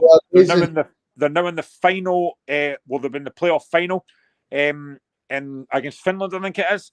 They've got a great chance to qualify for Euro 2025. That would be fantastic. They were brilliant the other night against Hungary. Superb. Yeah. I just hope they're not finished. Yeah, oh, very good. Reagan's wanting to get back into the back end of a horse. Anyway, I don't know why I said that for. Anyway, it's me at the end of the show, guys. Thanks for watching. Just quickly as well, I forgot to mention this. Scotland, good luck to Scotland tomorrow. They play Fiji at 25-6 tomorrow against Fiji in the autumn test at Murrayfield. Thanks for watching. We'll be back tomorrow post-match with the Celtic Aberdeen game and Sunday with the Murrow Rangers game. And don't forget, we'll be back next week because we're back in Europe as well. Graham might be behind the couch. Michael, are we going to be on from quarter to 5 again? Or no, we're not, because it's 8 p.m. But what about Thursday? Are we on? Yeah. Yeah, why not? Do it at 5 o'clock and first. Give it the full booner. So talking about the full booner, I'm going for my dinner. Thanks for watching, and we'll see you soon here on Independence Live.